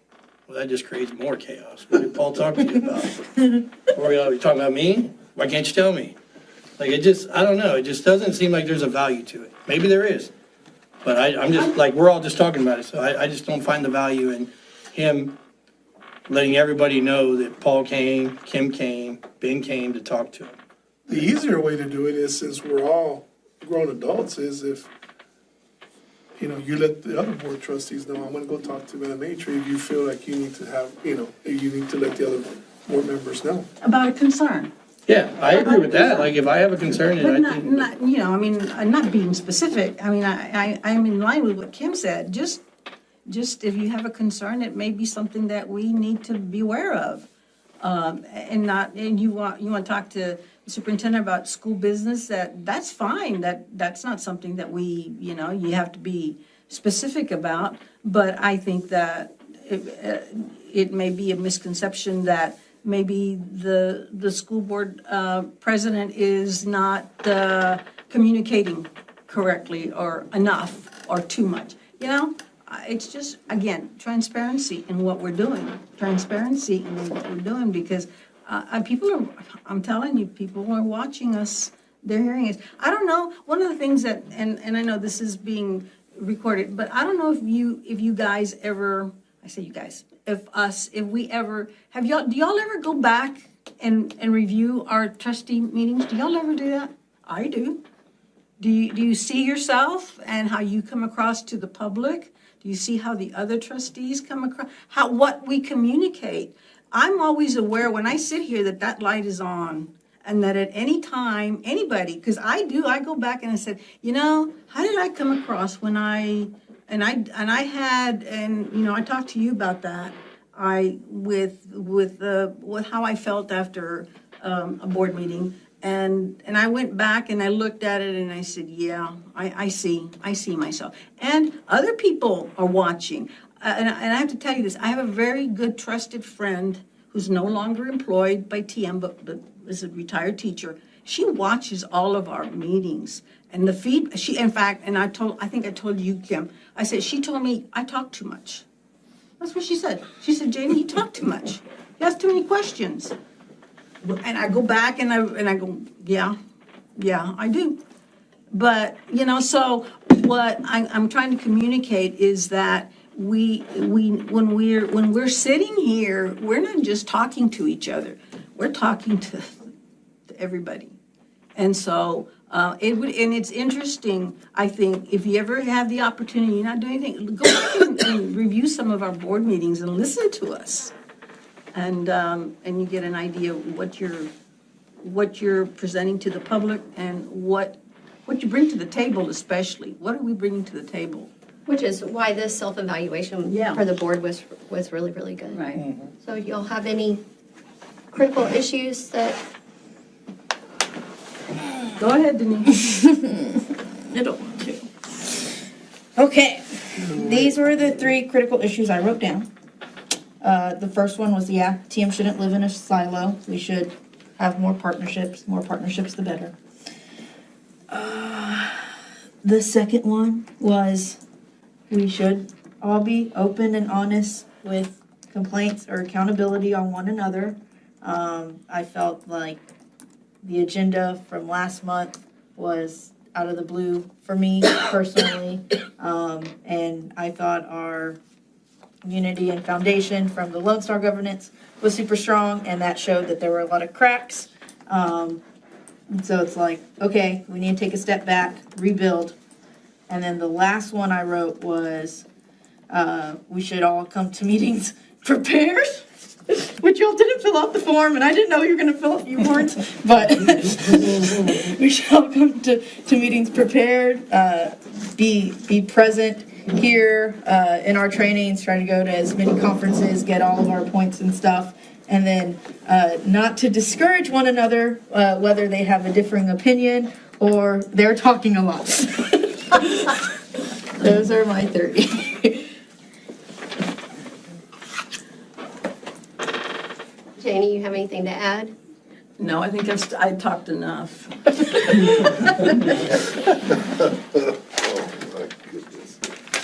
All right. And then it goes on to talking about team improvement goals, team continuing education targets, timetable for team improvement, and individual continuing education targets. I do know that it is our job to make sure that we are getting all the credits that we need and that we are up to date on our continuing education on a regular basis. And if we're not, we need to bring those current because we're supposed to do that. Yep. And that's what makes us better board members every time we go through and watch that. I learn something new every time I have to go through a class or I sit in a class. So I caught, a golden nugget this time that I didn't catch, the other times. So, and it's just a good reminder of what, we're supposed to be doing. So, does anybody have anything to add with those? I mean, it was like writing down stuff, but I think your timetable for team A lot of stuff. well, for team improvement, like I said at the very beginning, we're constantly, things are changing. We see that with legislation, right? We see the funding that our school just doesn't get, and we're supposed to figure out how to still pay everybody and keep the lights on and educate children. And what we sit here and do is not easy. And everybody does a great job at what they're doing, but we can all be better, right? All of us. So it was a great self-reflection. I'm glad we did it. I hope that when we do it again this summer, what that are everybody our- will participate. What are our improvement stuff? Well, it would be better if everybody did it so we could all look at. Well, even though it's not filled out, like, we can still talk about what we would like. So the 2 things that came to mind was, I think we should have a really cool team building event. I know Ben has mentioned that before. Yeah. And then, Mentioned that as well. And then, the pet project thing I mentioned. So those are my 2 suggestions. Well, that was mine, from what I recall. That was the biggest one, is having team building that was productive and kind of like Lone Star governance, but not as formally structured, I should say. Yeah. Having a little more interactive, where we can learn more about each other, not as just board members, but as people. Family, yeah, Because that family will make people. a difference in building a team if everybody can, understand each other. Because we all come from different backgrounds, we've been different places, have different jobs and everything, so we need to know those, We do know a few things about each other, but we don't know a whole lot. But it helps build the cohesiveness of a team if you get together and have those good informal team building sessions. Some of it may be a little, what do they call it? Monotonous or archaic, but some of them, they still work very well. Well, I'd like, oh, sorry, go I ahead. know, I was just gonna skip down to, you're going through the continuing education. Those are the best things in the world, to go to the conferences and go to the classes, because like Kim said, you might go to the same one or hear the same type of presentation, but you pick up something different. But the best part about it is meeting other board members, like some of the others who've talked to or talked about, and keeping up with them, because I meet different ones, but a bunch of the same ones every time I go, and we always compare notes and stuff like that. And it gives you another perspective from another person from another district, and it helps you in your educational process to understand more of what you're actually supposed to be doing as a team of 8 members. Yeah, I'd like to get with Chrissy and get the dates for the next year for all of the conferences, and us find one that we can all go to, including Mr. Van Matry, so that we can have a big team building night together, whether it be, I know a district last year all went bowling together. And it just took a couple of hours, but they had a lot of fun, and they did it, and it was nice. And this team of 8 has not been at a conference all together yet, all of us at one time. No. So I'm gonna get with Chrissy, I'll get the dates, and maybe all of us can pinpoint the majority of one and just get it on the calendars and say, hey, you know. This year or next year? Summer well, the leadership year is the best one. Yeah. Summer leadership is the best one. So sometime this year, but summer leadership is in San Antonio, and it's close, and it's a big one and a fun one, so. Anyway, so we can all get it on our calendar, and I know things come up, but try to make it a priority. But convention's gonna be in San Antonio as well, so, Yeah, both of them. yeah, it's gonna be good. Which one was that? Okay, Convention, TASA, Oh, the Tulsa. TASB.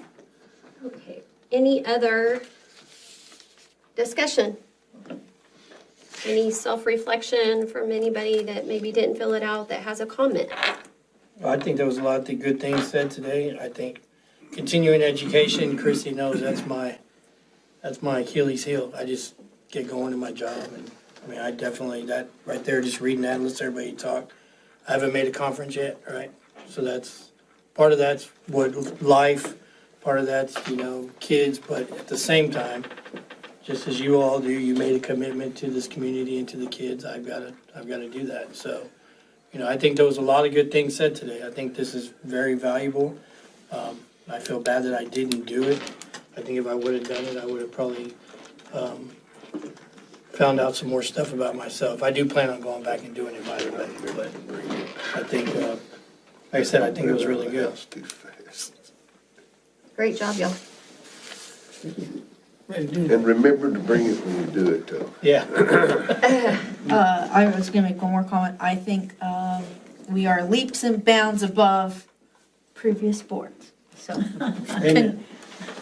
Come back. I think we're doing a great job. Yeah. All right. Back you going.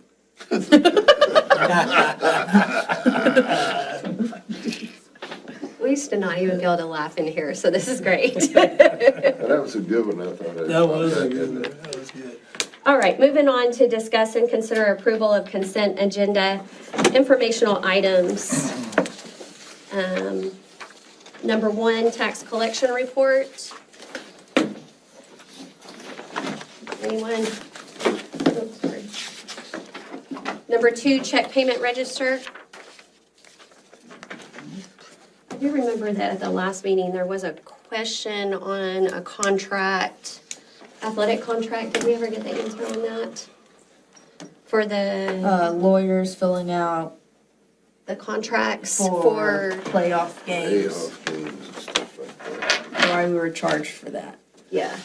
if there's a I standardized. did start that. The attorneys didn't have anything to do with playoffs. So I didn't follow through to find out, okay, where that language came through. Okay. If we can maybe, But I do know for a fact, we did not use any attorneys to do playoff agreements. But Number 3, December 2023 financials. If you'll look on the expenditures, it's, we're seeing our first reduction in the deficit budget of 1%, but that's $400,000. Yeah. That's awesome. Nice. That's good. But that budget is based off of our attendance predictions. Are those holding steady to where we were forecasting them? I think so.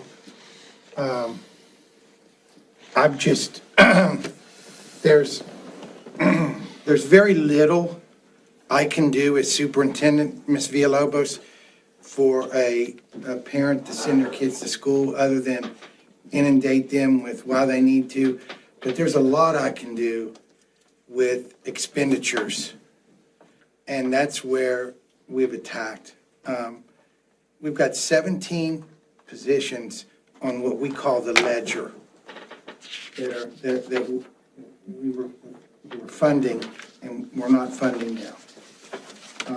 But I think we're okay with that, but I don't know for sure.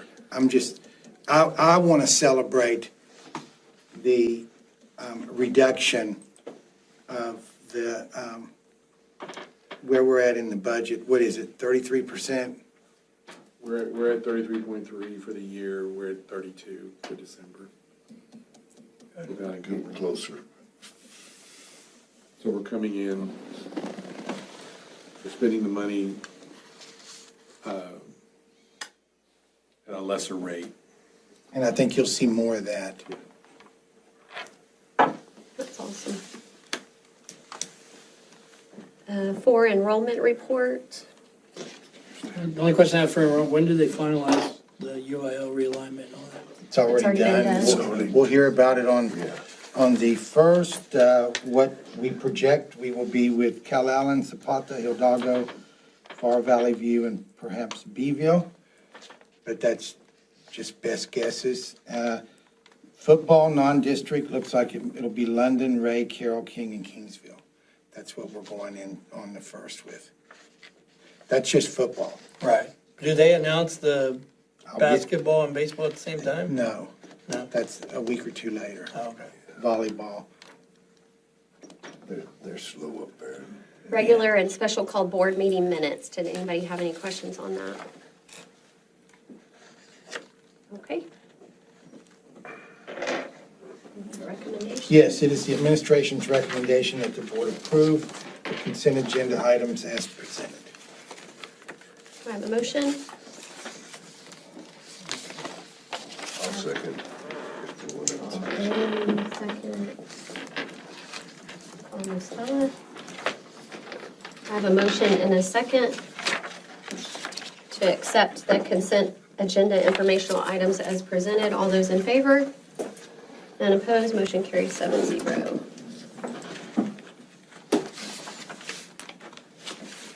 The board will convene in closed meeting as authorized by the Texas Open Meetings Act to discuss items allowed by the Texas Government Code, Chapter 551.071-.076, .082, .0821, .083, .084. The time is 9:28 p.m. Are y'all wanting to take a 5-minute recess? Okay, 5-minute recess started at 9:28.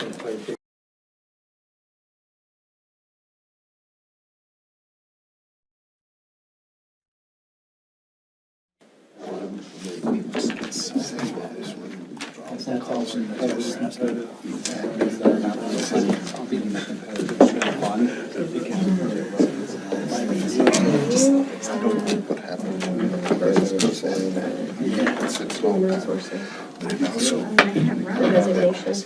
For some reason, this one doesn't have all the stuff on it. It's just to approve as presented. Okay, that's fine. To approve resignations as presented, and then to approve the superintendent formal evaluation as presented.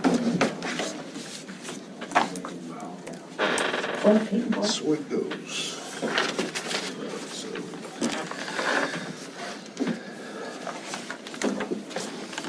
All right. It is January 22nd, 2024. It's 10:36 PM, and we have reconvened from closed meeting. Madam President, members of the board, it is the administration's recommendation that you approve resignations, employee resignations as presented.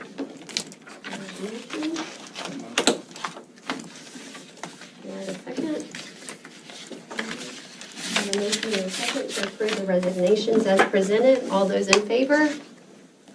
None opposed, motion carries 7-0. Madam President, members of the board, administration's recommendation that you approve the superintendent's formative evaluation as presented. Do I have a motion? I'll make that motion that we approve the superintendent's formative evaluation as presented. Do I have a second? I have a motion and a second to approve the superintendent's formative evaluation as presented. All those in favor? None opposed, motion carries 7-0. Future meeting is February 19th, 2024. That'll be the regular called board meeting. And do I have a motion to adjourn this meeting if there's no further business? Who's going to do it, you and me? No further business? No, you already did it. Oh, what do I have? Ben made the motion? Yeah. And One of the Pauls did. all those in favor to adjourn the meeting? None opposed, motion carries 7-0. It is 10:38 PM on January 22nd, 2024. This meeting is adjourned.